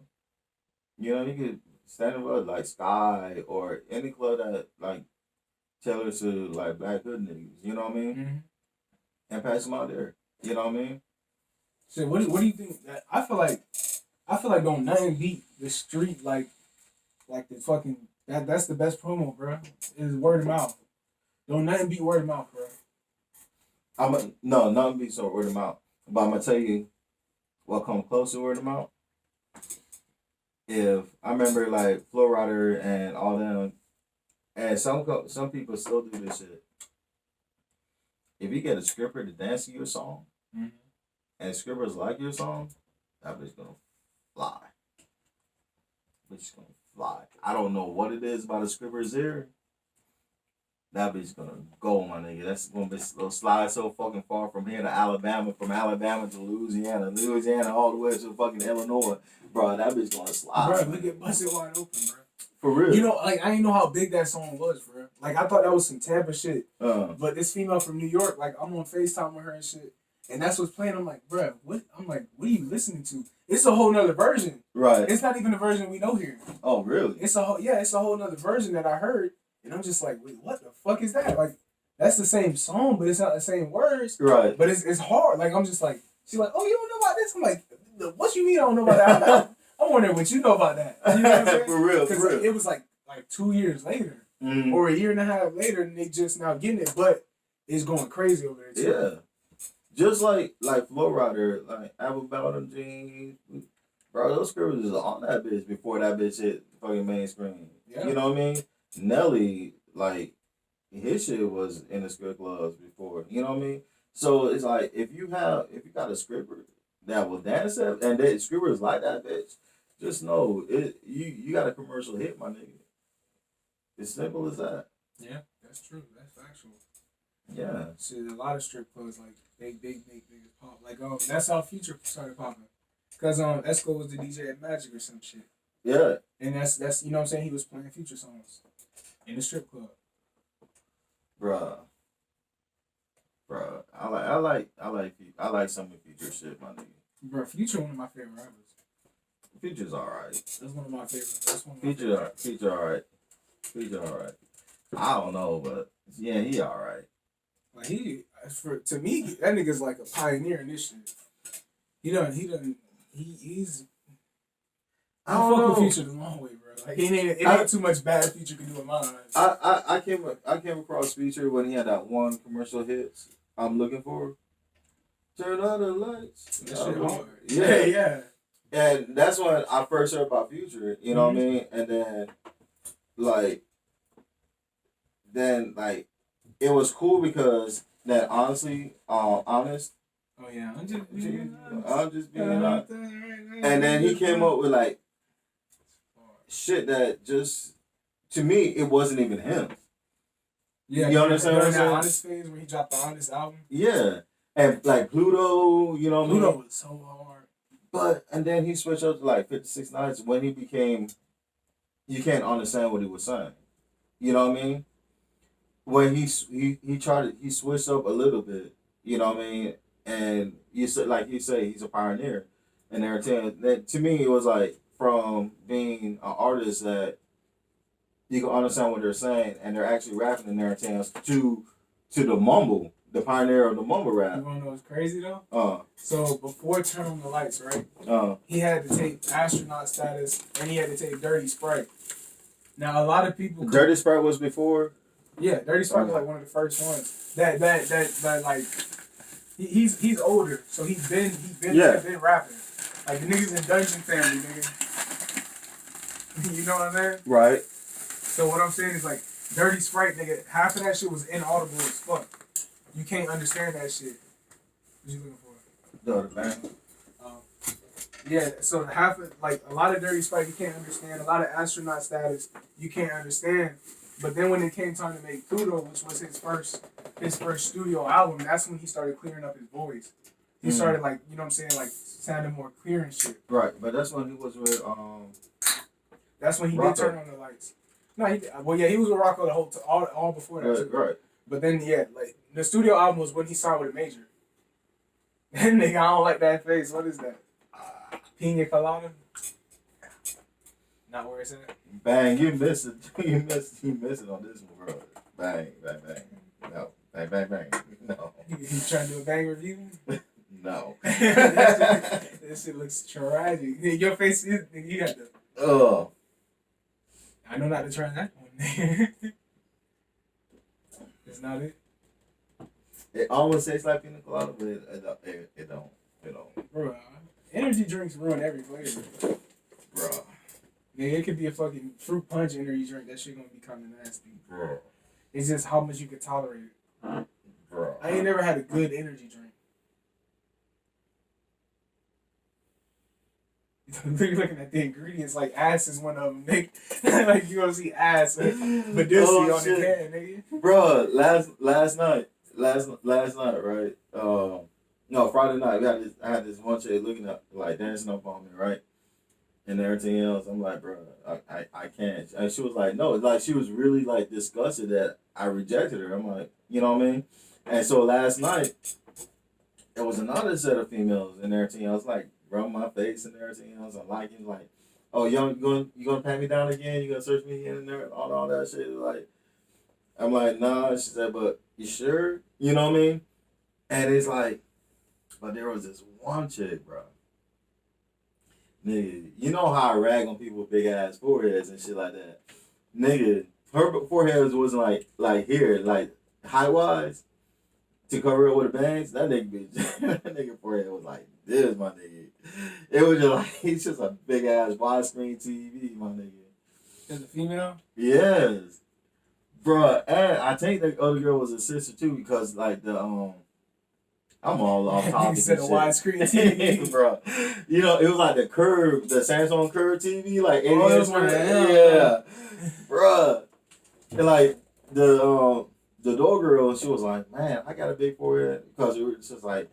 She looked like she got Down syndrome. I'm like, nah, it just got big ass, round ass forehead. You know what I mean? Her forehead ends at a temple, nigga. You know what I mean? And she's like, well, I got a big forehead. And say, yeah. And I used to rag on those bitches, like that big old tall ass forehead, like the receding hairline type shit. But she's like, but I got bands. I say, she ain't got no bands coat up. You know. So that shit was just exposed. She was just out here looking like a kneecap. And it was Gasparilla. It was like not a Gasparilla too, my nigga. Oh yeah. Bro, they were all out there. That shit was swole. Bruh. Max went out, nigga. Thrice went out. G went out. They both said that shit. One went to E-board, one went to line. Like, that shit was swole. I could have, you should have, well, they could have let me know. I would have got them in the door. They didn't even know.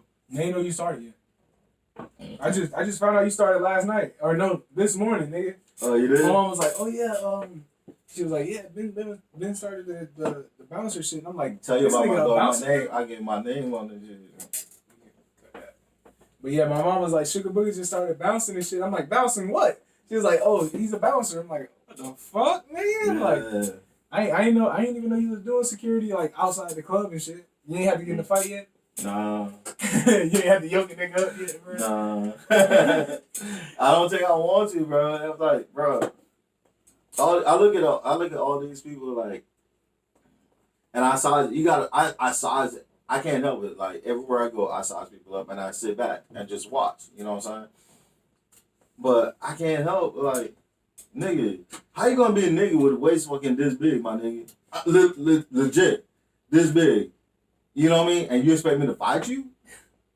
Nigga, I'll just pick you up and just slam me on the ground, my nigga. You know what I'm saying? Thanks. Nigga, legit.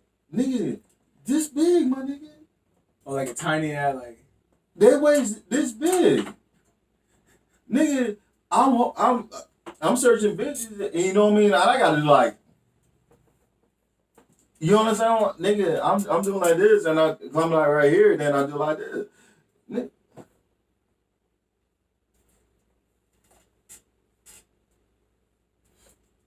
Nigga, how these girls got bigger waists than you, my nigga? Nigga, you like 100 toothpicks. You know, all lined up like this, nigga. Y'all get y'all weight up, my nigga, man. But it was... You know what? You know what GUWOP stands for, right? Mm-hmm. GUWOP, like the acronym for Gucci shit, is get your weight up pussy. And I'm just realizing it's GUWOP, right? But get your, I guess you could use the U, weight. Yes, you are. Yeah, and then weight, but the up pussy is the part that throws me off because it's OP. It's GUWOP with an OP. Wait, how the fuck is it get your weight up pussy? Nigga, you don't know how to spell up, nigga? he got a O instead of a U. Get your weight up, pussy. Like, no, nigga. That's not how this. But that goes back. It goes back to like the being extra country when you're from New York. You know what I mean, or from some other part. Yeah, that nigga's from like really from Alabama or Mississippi, but then he moved to Georgia. So either way, that's all country. You know what I mean? But you want like go up. You know what I mean? Yeah. Like yo. Let's just put the O up in that bitch, right? That bitch on country as well, my nigga. You know what I mean? Go up. Thanks, bro. I don't know. I think GUWOP gotta be one of the hardest rap nicknames, or one of the most notable at least. Like I'll say it's most notable. Cause bro, you could say Gucci or you could say GUWOP, and niggas gonna know exactly what you're talking about. Right. Oh yeah, GUWOP. Like nigga, you can say, oh yeah, I'm listening to that new GUWOP. You know exactly who the fuck you talking about. All right, question. She keep too Sosa. Question. What's happening? Boost or WAP? Who would you prefer to listen to? Right now or career-wise? Career-wise. Oh, Gucci. Off top. Gucci off top. Gooch? Jeezy. Where Tone at? I can't say that. Tone here. Tone here. Yeah, I gotta say Gucci. Because Tone to kill me. Tone the biggest Jeezy fan I know. He's gonna come here and smack the hell out of my head, man. So you said who? I think Gucci. Gucci over Jeezy, yeah. All right. Gucci, one of my favorite rappers of all time. So not too many people gonna beat him. Gooch or Gates? See, that's where it gets rough. Because right now, like, over the last 5 years, it's been Gates. Right. But over the last 10, like before this 5, it's been Gucci. But I'm gonna have to go with right now, Gates. Overall, Gucci. All right. That's tough though, because that might switch very soon with Gates. You know what I'm saying? As a career-wise. Right. That's tough though. Gates or Rod? Gates. Because at least you get different shit with him. All right. He's too versatile. Like. Yeah, he is versatile as fuck. Yeah. Because if I gotta listen to Rod Wave for the rest of my life, I'm gonna kill myself. Because you know, like he raw as fuck, but it's just the same thing. Right. But I remember one of the past pods that we did. You were like, I said Rod Wave. No. You were like, you don't want to hear no happy shit from Gates. But no. I fuck with the happy shit from Gates. That was me over exaggerating. Okay. That was, you know what I'm saying. That was so you moved it back on that one. No, like I just had to say that for the content. Okay, you know okay, got it. Just okay. Because Lonnie was here and I wanted to disagree with Lonnie. Yeah. I love disagreeing with that nigga. You feel me? Fuck that nigga. Me and him gotta go at it. All right. So who do we say? It was Gates. All right, because he's versatile. Yeah, Gates is one of the most versatile rappers. He can sing. He can do whatever. So based on the versatility. Rest in peace. Who do you think is more versatile or had the chance would have had the chance to progress more? I got 2 names in my head right now. Fuck it. X, Juice WRLD, or Gates. That's easy, Gates, bro. I wasn't a fan of Juice WRLD X. You wasn't? Nah. I liked a few songs by Juice WRLD. X, I wasn't a fan of X. Really? Just off the versatility? Like X, like he had a couple good songs too, but Gates is like, I'm a fan of Gates. You know what I'm saying? Like, Right. I wasn't really a fan of them, so I don't even really know all their music like that. I'd have to go back and research it. I know X was pretty versatile. It was hella versatile. I know he was. I knew Juice WRLD definitely, but I just like, for me, like, cause I can't relate to that shit. Like, right. I could relate to Gates. I could think about the struggle. I could think about sleeping on floors and shelters, and you know, that's where I come from. X don't really talk about. X talks about depression. Right. Like, yeah, I'm depressed, but it's because of this. It's because of my situation, which Gates taps in more. Right, gotcha. Juice WRLD is more drugged out, you know, like he raps about drugs and women, and I'm not into that. I'm into what, you know what I'm saying? Gates you're not into women? No, I'm just you know what I'm saying? I just but he's talking about like girls fucking him over, but and like, you know what I'm saying? All girls are the same and this and that. Like, that's cool, bro. But I like the way Gates says it better. Right. You know what I'm saying? Like, they talk about a lot of the same shit, but I like how he says it because I can relate to how Gates says shit. What about you? We can get on you about this. Gates. Oh, we actually, I'm gonna take it to 2 different extremes for your ass. Cause I'm gonna do a new artist and an older artist that you used to like. Gates or Pastor Troy. Well, it can't really fall without PT Cruising now. Oh. But in all honesty, if you put on the first couple Pastor Troy's, PT Cruiser and shit, I would rock with those. Fuck. Because PT Cruiser was just like 666 to me, you know what I'm saying? I hear those, you know, I'm ready to go. It's wartime, bro. It's like fucking clips in the AR, you know what I mean? 9s ready to go and everything else, you know what I mean? And Gates is like, yeah, I understand, nigga. I feel you, my nigga. You know what I mean?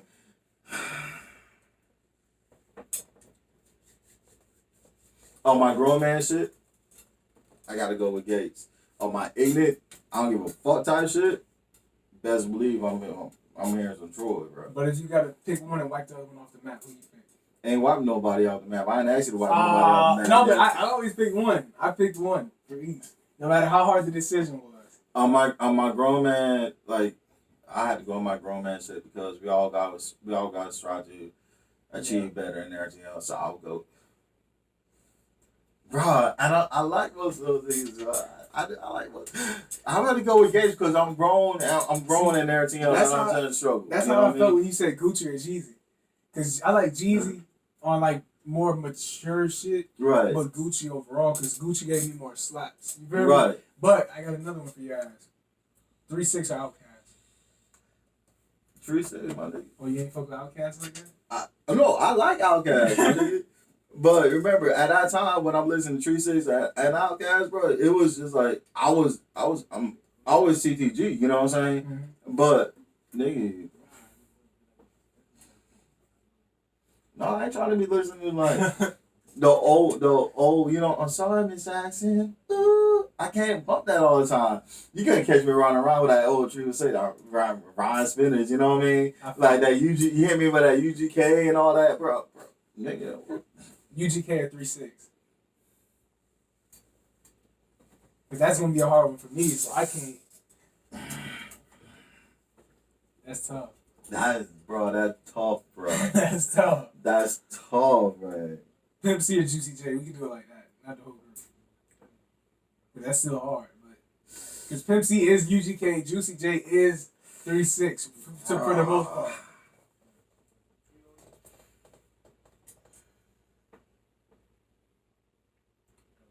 Pimp, rest in peace. Because Pimp taught you more about you ain't gotta sell for you everything move to the web, you know what I mean? And he said that before all this shit with the OnlyFans and all the Snapchat and all that shit. That was about 04. Yeah. You know what I mean? That was 2004. This nigga said pimping ain't dead. He just moved to the website. Exactly. Still like to get my dick shot out. What, nigga? Come on, nigga. Come on, now. Bruh, I'm telling you, it's like, yeah. So I gotta go with him because he spit a lot more knowledge. You know what I mean? And to me personally, I think the nigga died because who he was and didn't hold no punch bar, didn't hold shit back. Didn't hold no punches, my nigga. Mm-hmm. Like I just found out, I was watching this shit, you know what I mean, and with Gip from Gutta Babies. Yeah.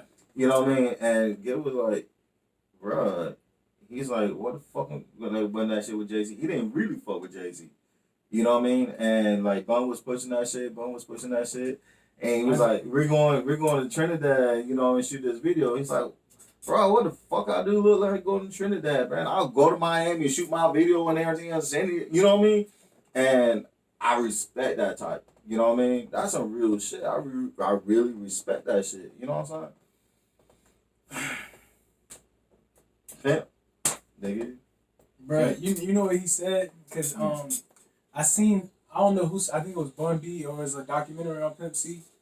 It was about the same subject. It was about that Big Pimpin' song. Yeah. So I heard when they got the song, they didn't like the song. Mm. So it's I guess Pimp C was like, you know what I'm gonna do, bro? He was like, since they want to send us this bubblegum ass song to hop on, I'm gonna spit the most countries, you know what I'm saying? It's like country rap too, baby. He said, I'm gonna spit the most countryest ignorant shit I can on this bitch. And that bitch was fire, bro. Fire. Like, he had the best verse on that song. Bro. He killed Jay-Z on his own song. Bro. Pimp C killed Jay-Z on his own song, and I'll say it, nigga. Bro, I'll stand on it. You know what I just found out? Renegade was supposed to be, you know, I'm a renegade. With Jay-Z. Jay-Z and Eminem? Yeah. It's supposed to be a Royce and 5'9" song and Eminem. Jay-Z liked it, took Royce off. After Elms had his verse on there and still got murdered. How serious is that nigga, man? I'm not an Eminem fan. But how serious? But to hear the verse already and still get murked? Yeah. Yeah. Eminem back in the day, that's a whole other story. I just feel like he got real cheesy. Nigga, he's still roasting niggas now. I can't listen to his new music, bro. Bro, you can. I can't, bro. Ever since the nigga showed his ass in 8 Mile, I ain't heard I ain't listened to him the same since, bro. Since the nigga pulled his ass cheeks out on 8 Mile. I ain't played an Eminem song since then, bro. Since that nigga, I'm gonna walk my white ass back to 8 Mile. No, bro. I'm straight on all Eminem shit, bro. Nah, you sleep. You sleep, bro. You didn't hear Godzilla, nigga? No. Bro, I'm not listening to none of that shit. That nigga showed his ass in a movie, bro. That nigga got thrown in the trash can. That is B Rabbit. Alright, now. No, B Rabbit. Let me stop. B Rabbit, oh my god. You nigga with B Rabbit. I don't want no type of lyrical smoke with Eminem. No. But I can't listen to him, bro. Bro, alright. So, you still watch Kevin Hart, though, right? Yeah. What's the difference? What's wrong with Kevin Hart? You got a nigga, like, I ain't never gonna wear a dress and all this shit and everything else, but end up wearing dresses and shit like that for his kid. When he wear his dress? It was, I think it was like Saturday Night Live or something like, it was years ago before he like blew up. Mm-hmm. You understand what I'm saying? You understand what I'm saying? But see, Kevin Hart's a comedian. Nigga, you still going against your word. Nigga, he did that shit for a TV show. Eminem didn't go against his word when he showed his ass. He showed his ass. You know what I mean? No, but what I'm saying is, but still, I did not fuck with it because he showed his ass. No, like yeah, it's just like bro. For a movie. Why you showing your ass in a rap battle? Like nigga, you just fucked my whole day up. Like I did not want to see Eminem's ass when I turned on this movie, bro. You know what I'm saying? Like when I clicked 8 Mile, when I put 8 Mile in the CD, as a fucking 12-year-old kid, nigga, not even supposed to watch the shit. I'm sitting here watching it. Papa doc, Papa block, blah blah blah blah blah blah blah, and then mooning niggas. I'm like, bro, what is this shit? Why is my uncle watching this shit? You never moo nobody? No, nigga, I'm not bro, nigga. I remember being younger, like, take my ass out the window, like, nigga, you're not gonna talk to me no more? Is the podcast shit over, nigga? Nigga, you not Eminem. Like, you know what I'm saying? Like, bro, I really looked up to Eminem. Like, I was a big Eminem, like, nigga, Slim Shady. Ask my mom how many times I told her to put that Slim Shady shit on. Hi, my name is... Yes, all that shit, nigga. Like, I was a big fan. Like, but after that, bro, I'm just like, nigga. I didn't like those songs. I didn't like his... I was legit, bro. You gotta realize, that was 2001. I was like fucking 5 or 6. No, but still, like, the Slim Shady songs and everything else, the songs that really got me was, like, Stan. Oh, yeah. Stan. You know, those real dark songs and everything else. Now, because... And that time, I'm still, like, dark, you know what I mean? But those really dark-ass songs, that's the ends I like. Me too. That shit hit different. Like, exactly. Stan and fucking, what is that other one? Cleaning Out My Closet. Mm-hmm. That one was hard. I could listen to that. It's just for some reason, bro, like, in 2020, I just can't bring myself to see a fucking album with Eminem's name and click it. Like, I'm just like, bro, I'm straight. Like, just for me personally, I'm just like, I can go without listening to the new Eminem album. Nigga, I can tell you this. On this new like, I was kind of heartbroken when he came out with that one song, that one album before Kamikaze. Because it was not like the M, that the lyrical, like, it was still lyrical and everything, but it was not. That's when he was going through that phase when he would like, with like the Donald Trump freestyle and shit like that, that little weird ass flow type shit. You know what I mean? I'll take a coffee pot and die. Like, yeah, nigga. I'm like, but that's another thing. That right there, maybe like, I'm definitely not clicking fucking Eminem. But I don't like when the nigga tries to rap fast, bro. Like, Rap God, I hated the Rap God song. I don't like when this nigga just says a bunch of bullshit. Hoobly, hoobly, doobly, boobly, boobly, boobs, scoobity, doobly, boobly, boobly, boobly. Like, I don't want to hear that. Bro, on Godzilla with Juice WRLD, bro, I thought he was, like, coming up with a whole bunch of bullshit just to say, like, whatever, right? Nigga, I watched the fucking lyrics and everything else. Nigga was still bro. Still spinning some shit, nigga. Bro, but like, double entendres, like. But you gotta understand, bro. Like, for the past, I want to say, what year are we in? We're in 2020, right? So since about 2013, 2012, besides the Migos, but even the Migos flow is not that fast. It's just like, but you can understand every word of it. I'm used to more relaxed, slow down shit, so I really don't want to, like, I'm really not trying to sit here jamming to. I can't catch that pocket no more, bro. Like, nigga, I'm used to melodic shit, cooling, or just niggas rapping, cooling, like, nah. Like, Big Crit, bro. Big Crit is lyrical, but he don't do too much. Right. That's my shit. Like he slows it down. Like, that's why I like UGK. They slow. It's more relaxed, but they still talking about something, and I can hear every word. That's what I like. I don't like niggas doing the rapidy rap too fast shit. Like, I fuck with J. Cole, cause J. Cole don't do the. I can't. That's why I can't really listen to Twister, nigga. Well, I fuck with Twister. Twister soft. I'm from Illinois, bro. So like that's. I liked it until I found out it was a BD. I think it was a BD. I think it's BD. Yeah. No, bro, he's not. He's not GD. He's not either or. No, he's Bro, he said in the song, he's like, he ain't nothing. Right, you better ask that. David told you that? Yeah. I don't think he nothing. Brother, this is one song he had. He was like, I ain't that nigga. I just thought I'd let you know. I be Chris whatever. I ain't heard that shit. All right, here's one because you just mentioned that shit. Kamikaze by him was better than Eminem's. You sleep, nigga. You sleep. All right. Who we say? You say Goo-Wop, right? Mm-hmm. Then Goo-Wop was the main one that beat everybody else, right? Mm-hmm. Or was it Boosie? It was Gucci. No, it was Gucci. It was Gucci? Yeah. Goo-Wop. All right, Goo-Wop. All right. Big Crit.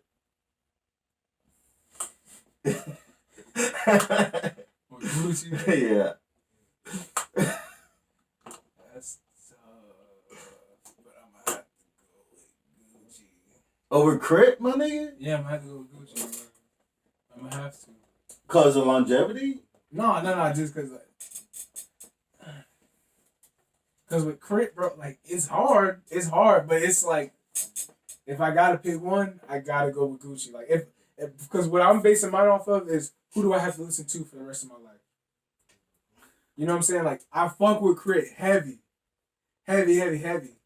But the way I fuck with Gucci is a whole nother level. Cause you gotta understand before G had went to prison, he put me on Gucci.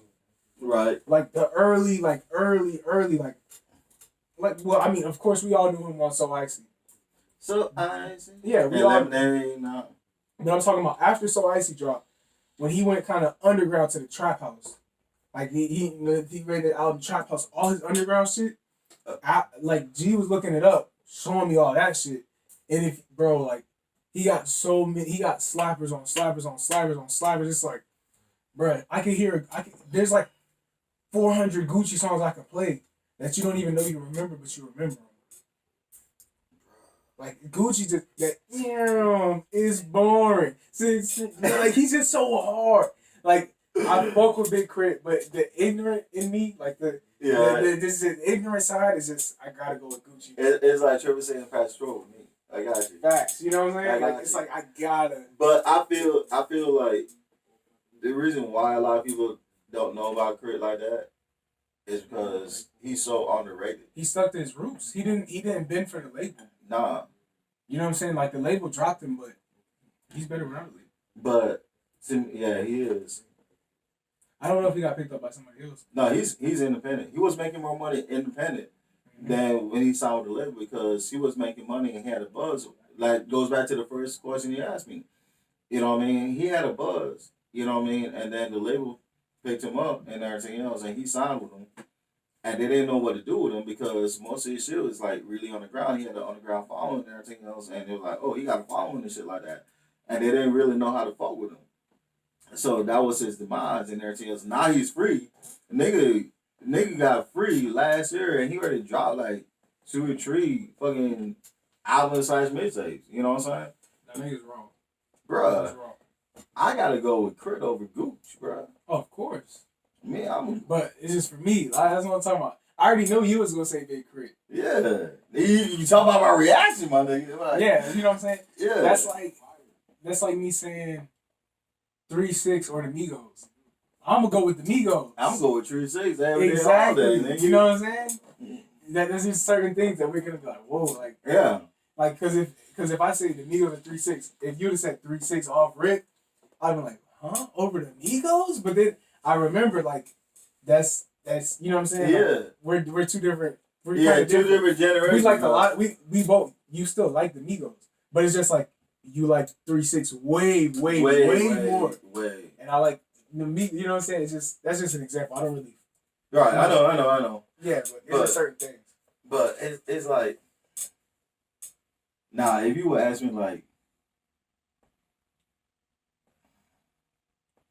let's say like, Trippie Redd or like Lil Uzi, it would have been like Lil Uzi. That's how the chick always been.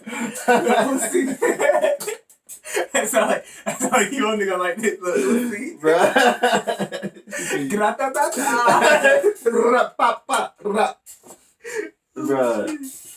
Yeah. I would have been like, I really don't know because I like the versatility for both of them. I'm gonna have to go with Uzi on that Ooh. because I hate how Trippie Redd looks, bro. But when you see him, you're watching the video. When you listen to him, No. When I listen to him, I just think I'm like, damn, this nigga sound ugly just because I've seen him before. I'm like, this nigga just sound like a Chucky dog. Nigga, I'm straight. Like, I don't want to listen to this nigga. Like, I don't know, bro. I can't. I fuck with Trippie Redd to a degree. Some of his songs be straight. But Uzi's fly. Like, Uzi just fly. That nigga's raw. Like, P's and Q's. Like, bro, Uzi got so many songs. I think Uzi gonna be like the next Young Thug. Like, majestic ass nigga. Like, you know what I'm saying? Uzi gonna be the next Thug. See, like, my thing is, it's like, probably bigger. I think Uzi is bigger than, like, right here, right now, as you speak. I think Uzi got more of a following than Tug does. But Young Thug gets the word GOAT thrown at him more. Like, greatest of all time thrown at him more. Nigga, I know what GOAT is, bro. No. Oh. Because we still on camera. Oh, yeah. I be forgetting we on camera, bro. I do too. That's why I'm looking at that bitch. Yeah, but GOAT, like, that's what I'm saying. Like, Young Thug, even if, I don't care if it's trolling or not, like, a lot of niggas throw that word Young Thug's way. You know what I'm saying? Like, you'll meet a lot of niggas, oh, Thug, that's a GOAT. Like, and it's just like.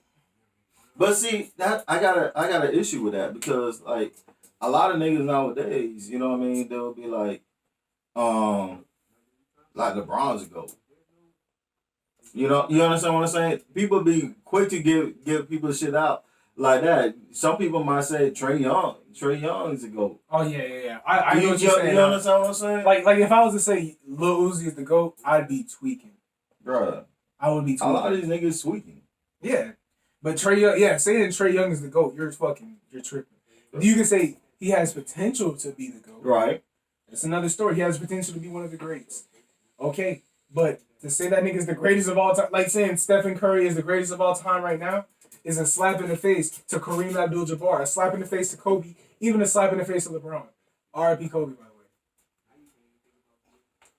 Bro, I truly think LeBron James is the best basketball player of our era. I think LeBron James is the best basketball player of all time, skill wise. I'm talking about just athletic. I can't give it to him. Who is better athletically than? I can't. The reason why I can't give it to him. Remember, because we're from two different eras, right? Mm-hmm. I can't stand a crybaby ass bitch, my nigga. LeBron, he's athletic, he's strong and everything else, but don't cry for your fouls, my nigga. You know what I mean? The ball's already going down court, half court, the ball's half court, and you still telling the ref like, nigga, I can't fuck with it. Be a man, grab your drawers and just go, nigga. You understand what I'm saying? I can't deal with like niggas like that. You know what I'm saying? Because really, to me, those are the ones that make the whole like basketball and football. It's like Tom Brady. I can't stand Tom Brady because like a lot of rules changed because of that nigga. You know what I'm saying? Well, because of Tom Brady. Yeah, roughing the passer. Like, but they made it to like I understand roughing the passer, but they made it so sissied out. Exactly, and just like basketball, you got all these athletes. Give me back my AI. You know what I mean? I'm gonna try to stay away from Jordan's name. You know what I mean? Give me back my AI. You know what I mean? He get blocked by Shaq and still go back down in the hole the next play. You understand what I'm saying? But I mean, Jordan, you gotta bring Jordan up when you say Jordan. No, because people would expect me to say like Jordan, MJ is to me like Bill Russell.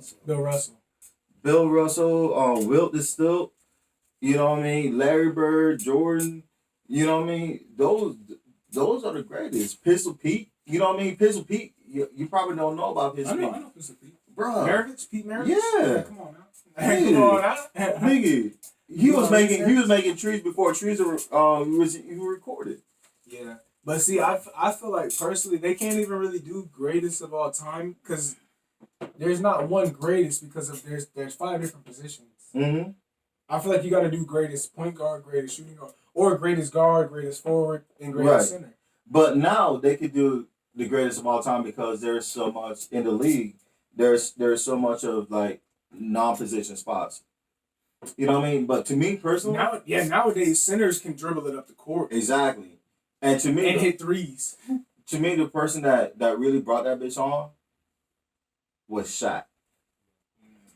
I remember watching Shaq getting a rebound and bringing the ball up the court and passing it off to the point guard after he passed half court. I don't know. I feel like but I'm just talking about like threes and everything. I'm talking about like have you ever watched Kristaps Porzingis play? Yes. That boy's a beast. I remember watching him when he was in New York. But you know who I think is better than that? And I caught a lot of flack. Even when I said like, because everybody was like, there was like MJ, Kobe, LeBron, and everything else. I'm like, bro, you missing fucking the Greek Freak. Oh, yeah. You know what I mean? I put the Greek Freak over LeBron. Yes. Over LeBron. Over LeBron. But he has no shot. The Greek Freak? He has no shot, bro. He can't shoot. Bruh. He can't shoot, bro. Bruh. He has a little bit of mid-range. He's like a big Ben Simmons. He shoots better than Ben. He shoots better than Ben Simmons, bro. A little bit. But LeBron got a stroker now. Like he upgraded his game. Now. When he came in, he had a little shot, you know what I'm saying? But it took him time to develop that shit. I think Zion's gonna go down as I think when it's all said and done, he has the ability. I'm not gonna say he's gonna go down. He has the ability to be the best of all time. Did you see his debut? Bro? I watched the highlights. Bro, 22 points, but 17 in the fourth quarter, and he played 3 minutes of the fourth quarter. I know. I watched the highlights. 17 points in 3 minutes, bro. I'm gonna tell you like First this. game in the NBA. I'm gonna tell you like this. But you forget the first half where he didn't look like he didn't know what was going on.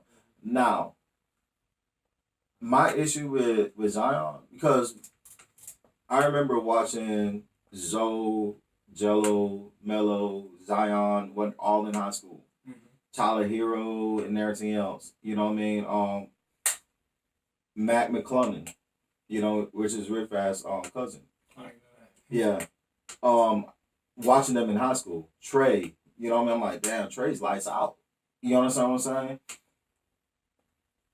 My issue with Zion is that they say, oh, he's fat or whatever. Zion is solid, but he's always been accident prone. Yeah. That's my issue. Because he doesn't know how to land on his weight. Right. You know what I mean? And everybody's like, oh, he just need to lose weight and everything else. Like, bro, you look at his biceps. He can't lose weight. You look at his biceps, bro. You know what I mean? He's not fat, bro. No. He's solid. He's solid. He's dense. And he's always been solid since high school. Mm-hmm. You understand what I'm saying? You look at me, you know what I mean? I probably I'm big. You know what I mean? I got a gut. I let y'all know I got a gut. You know what I mean? But I'm solid. I'm still athletic. You know what I mean? To a certain degree. Zion is solid, huge. You know what I mean? You can't really cut a whole bunch of weight off that nigga. You can't. You know what I'm saying? 7'13". You can't really cut all that weight off that nigga because that's who he is. He gonna lose muscle mass. Facts. Like it's true. Like you really can't cut nothing off of him but I mean LeBron did it. You remember when it was like the same year that Carmelo had came back real slim. LeBron came back. Everybody was coming back slim as fuck, trying to get like KD. Everybody was trying to slim down and get like KD when he first went to the Warriors. Bruh. You remember that? KD or LeBron?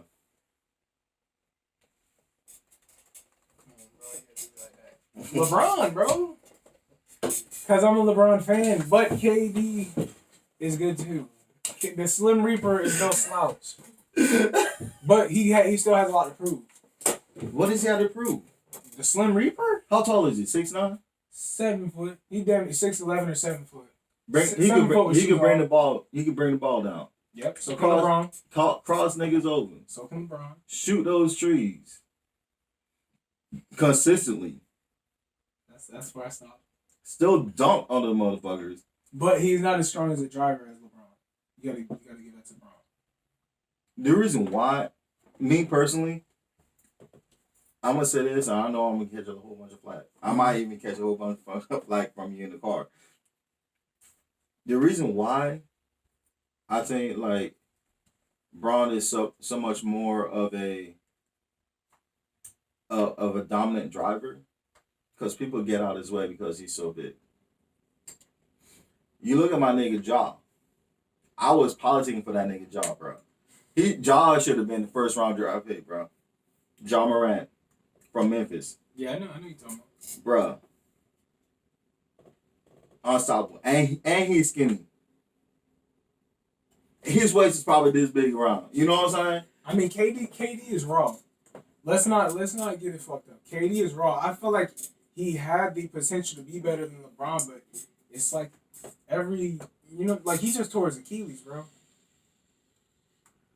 Yeah. You know what I'm saying? Like, I feel like there hasn't been a point really.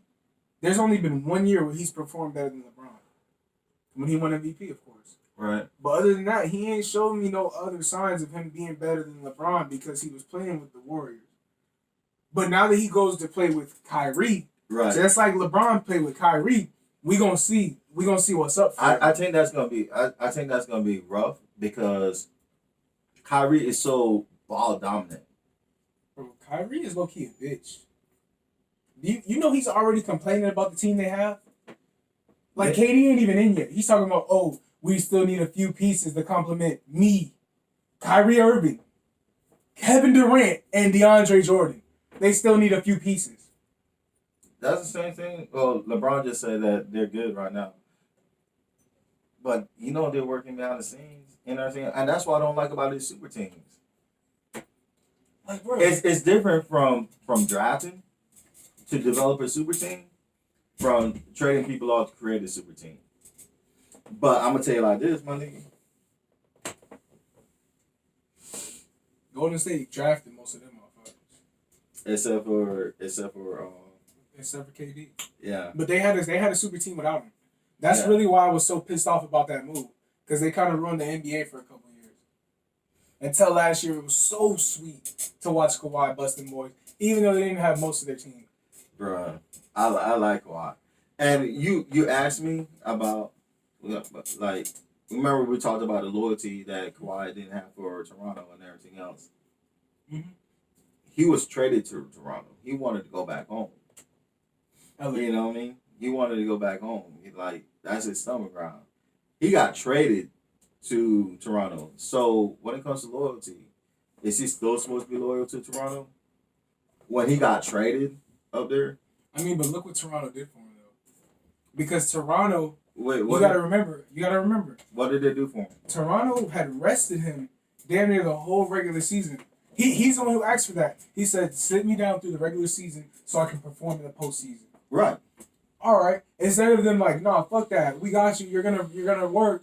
No, you know what? We'll rest you. We'll massage your shoulders. We'll rub your back all year so you could pop out, show out, and then get a max contract with the fucking Clippers. But see, now that's the thing. You couldn't wait a year. But see, that's the thing. I was watching this clip, right, about on that nigga RB the Breakthrough, right? Why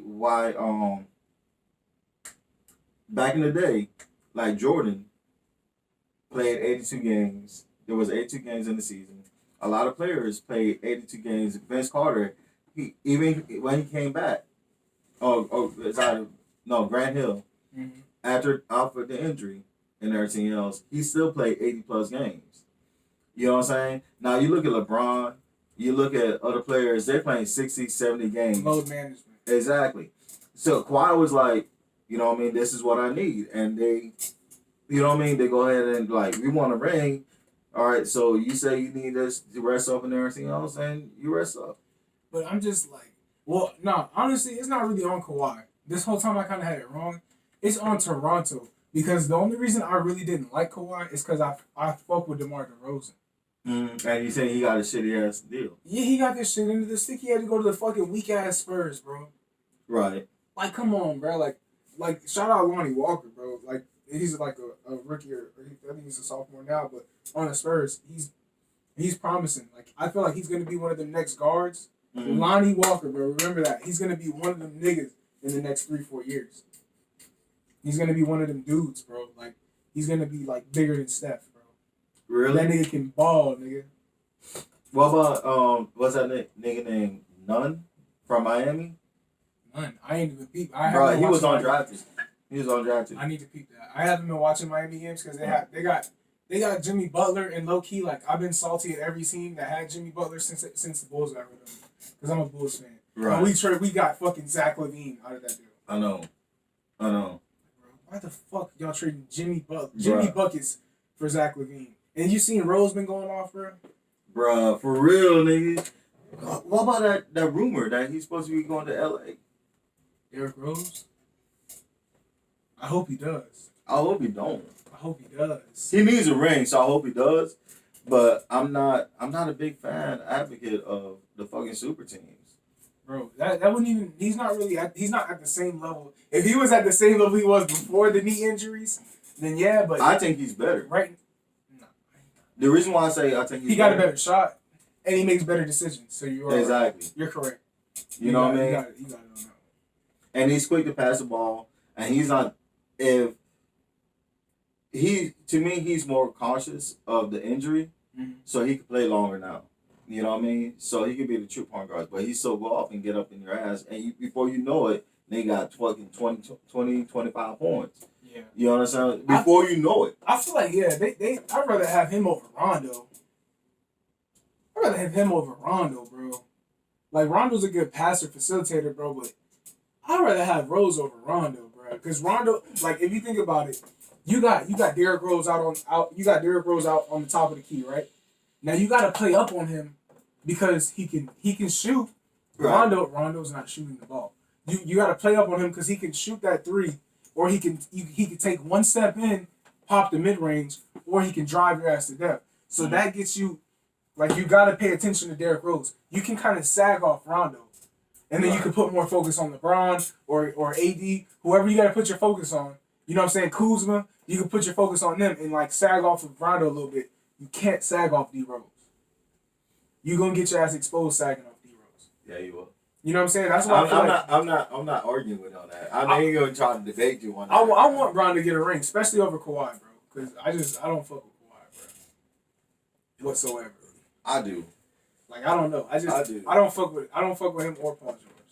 The reason why I fuck with Kawhi because I see like if you know me. You know how I am sober and everything else, right? Mm-hmm. I'm quiet, laid back, just chill, just watching everything else. You know what I mean? And I see that in Kawhi. You know what I mean? Mm-hmm. Is, bro, that's how it is. You know what I mean? Factual. I see that. You know what I mean? So I fuck with Kawhi. You know what I mean? But I just feel like I don't know. It's something about Kawhi I don't like, bro. I don't trust that guy, bro. Like. He's just too. I don't know, bro. It's just something about him. Like, he don't have enough flair for me, bro. Like, he gets on the court, bro. His crossovers are so, like, it's effective, bro. But I don't like watching that shit. Like, I hate watching the Spurs too. I hate watching the Spurs. But that's what he reminds me. He reminds me of Spurs basketball. It's so boring, but fundamentally sound, right? That's why I don't like watching Kawhi. But. On the same accord, I remember watching Kawhi when he came off the bench. Mm-hmm. You understand what I'm saying? I remember when he came off the bench and everything else, and I'm like like, who's this nigga? You know what I mean? Because he had a different spark. But the more he stayed on the Spurs, it toned down a little bit. But he's like the silent assassin, bro. Yeah, I just can't fuck with no nigga that got braids in 2020. I can't fuck with no nigga that got braids in 2020. Don't AI still got braids? I don't know. I don't care. AI's not in the NBA. But he owns what's that? The Tree Man. What's that shit called? The basketball league. Yeah. Ice Cube. Yeah. He owns his squad, don't he? I don't know. Fuck Allen Iverson, bro. I'm playing. I'm playing, bro. Like, you so green, my nigga. I'm just saying, I don't fuck with Kawhi. Any person you bring up to defend Kawhi, I'm gonna just say fuck him. That's only I fuck with Paul George, but I had to say fuck him because he's with Kawhi right now. The only nigga I cannot say fuck on that team is Lou Williams. I'm so sorry. You still green, my nigga. I'm so sorry. Patrick Beverly, nigga. Fuck Patrick Beverly. Bruh, that nigga busy, Patrick Beverly look like an abusive father, nigga. Bruh, that nigga, he played the same kind of defense I played in high school, nigga. Bro, that's the soccer player defense. Bruh, hands all over, that's niggas. Chico defense, bruh. That's defense, nigga. He played defense like the Chicos that only know how to play soccer, nigga. Nigga, that's defense. Fuck that shit. Nigga, you know what my steals I are hate like, Patrick nigga? Beverly, bro. Bruh, I hate playing against people like me. You know what I mean? That's why I don't like him, bro. Cause bruh. I remember being at the park, nigga. As soon as I take one dribble, nigga, just get away from me, bro. Back up, nigga. Like, oh, you like flies on shit, my nigga, bro. Like, bro, them Chicos that only know how to play soccer play the best defense in basketball, and they play Patrick Beverly defense. Bro, I'm telling you, Patrick Beverly, bro, that's defense. Nigga, that's annoying as fuck. But that's defense in the day, though. Yeah, that's back in the day defense. You know what I mean? That's defense. Y'all ain't got that shit now. Yeah, no. Y'all got it. Got soft here. It got soft. This. Yeah.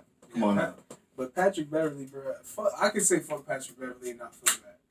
Even though I fucked with him when he was on the Rockets. But, I know. I feel shitty that they got rid of his ass. Oh no. Fuck the Rockets are the dumbest team in the league right now. Like, bro, they are dumb as fuck. They traded for Russell Westbrook when you already got James Harden. Bro, I'm gonna tell you who the dumbest team in the league right now is. They needed a center. No, I'm gonna tell you who the dumbest, and it's my favorite team. Orlando Magic. Why? Nigga, how you gonna keep on drafting fucking forwards? You know, power forwards and small forwards. You know got what I mean? Markelle Fultz now, and he's raw. But we still need a center. We need a point guard. We need somebody. Didn't y'all draft Mo Bamba? Nigga, how many forwards do we got? Mo Bamba's a center, bro. Nigga, pretty much all our fucking bench. It's all forwards, bro. Bruh, nigga, we need. And it's all power forwards. Yeah. It's not even those small forwards. Yeah. It's great. But that's the Knicks' problem too. The Knicks got like 7 power forwards and nothing else. Bro. They got just, I guess, to trade with niggas. Nigga, it makes no fucking sense to me. No, nigga, we could have had Tyler Hero running backup point guard. We could have had, you know what I mean? We could have had some shit. You gonna keep on drafting fucking forwards and power forwards and small forwards, man, nigga. Nick, it don't make no sense, nigga. Your whole bench is forwards, nigga. We got Aaron Gordon, nigga. Let that nigga go. Not let him take that. Damn, my job's in jeopardy because we keep on drafting these motherfuckers. You know what I mean? Get that nigga some help. Get a point guard some help. Get another shooting guard or something, like nigga. You know what I mean? And that's my team. You know what I mean? Just like the Bucks is my team. We need a new quarterback. I've been saying that since 30. I'm gonna call Jameis Young 30. Bruh, the only one. James, I'm a Gator fan. You know what I'm saying? But the only one that lit it up in college, got drafted, got listed, and sucked worse. He has good stats. No. Tebow sucked worse in the NFL. No. The reason why Tebow sucked worse in the NFL is because when you see Tebow come in, you know he's going to run the ball. Jameis used to run the ball a lot in college too, didn't he? Jameson used to throw that bitch. I remember Jameson on the sideline looking at trying to figure out the plays from the coaches, and he'd be like, squinting and shit, blinking his eyes and trying to find out the plays. You know what I mean? And then go out and he lit us up. You know what I'm saying? And then get drafted to get his eyes fixed, my nigga. And then come back. Worse. And worse, more interceptions. Nigga, how you the only quarterback got 30 plus touchdowns and 30 plus interceptions, nigga. 7 pick sixes. Yeah, he's pretty trash. You know what I mean? And still throw over 5,000 yards. What if Tom Brady comes to the Bucs? No. You wouldn't fuck with the Bucs? I mean, you wouldn't fuck with Tom? I still won't fuck with Tom Brady. Bro, Tom Brady he'll win a chip in this bitch. He Mike will. Evans? He will. With Mike Evans, bro. Well, our quarterback. That's all he needs is one. I mean, y'all got a couple good receivers. Y'all got a few. We stacked. Yeah, y'all got a few good. That's what I'm saying. That's why is Jameis doing so fucking terrible, nigga? Because he got his eyes fixed. Bro, he ain't been the same since he stole that crab, bro. He ain't been the same. Dude ain't been the same since he stole that seafood. I feel you. I don't know, but like Tom Brady, I just don't like Tom Brady. I can't see myself getting a Tom Brady jersey, even if it was a Buccaneer. I'm getting that Tom Brady jersey. I'll never get a Jameis jersey because he played for FSU, and you already know. Yeah. How we Gators fans around here. Right. Exactly. Fuck. Bruh, I'll even take. Nigga, I don't even know. It's like our choices for the Bucks. I remember I've been like fresh off the island and everything else. I'm from I'm in Tampa. You know what I mean? So I'm going with the home team. I said put orange and white, bro. We're losing. You know what I mean? We had Vinny Testaverde. He was trying interception because I nigga colorblind and everything else. You understand what I'm saying? So I'm like, and then I'm like, oh, we got a Super Bowl, and I'm watching like Brad Cutler and everything else. Like all our quarterbacks, we had Steve Young on the pine, my nigga. Dog. And then he goes to San Fran and get a fucking Super Bowl starting nigga. You know what I mean? And I'm like, oh, Brad Johnson goes to Baltimore and get a Super Bowl just the next year, just managing the shit. Man, I'm like, nigga. And then we got Jameson. Jameis Winston is probably the worst quarterback. Nah, he's not the worst. No, he's not the worst. He's top 10 worst quarter. He's top 10 for the Wilts in the league right now. To me, he's number one for not reaching his full potential.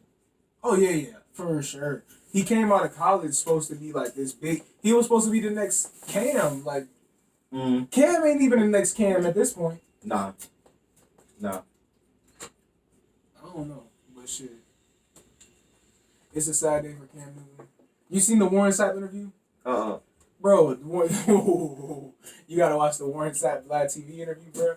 He dissed Cam Newton. He dissed a bunch of football players, bro. He said Cam Newton cried like a bitch when he lost the Super Bowl and he'll never be back.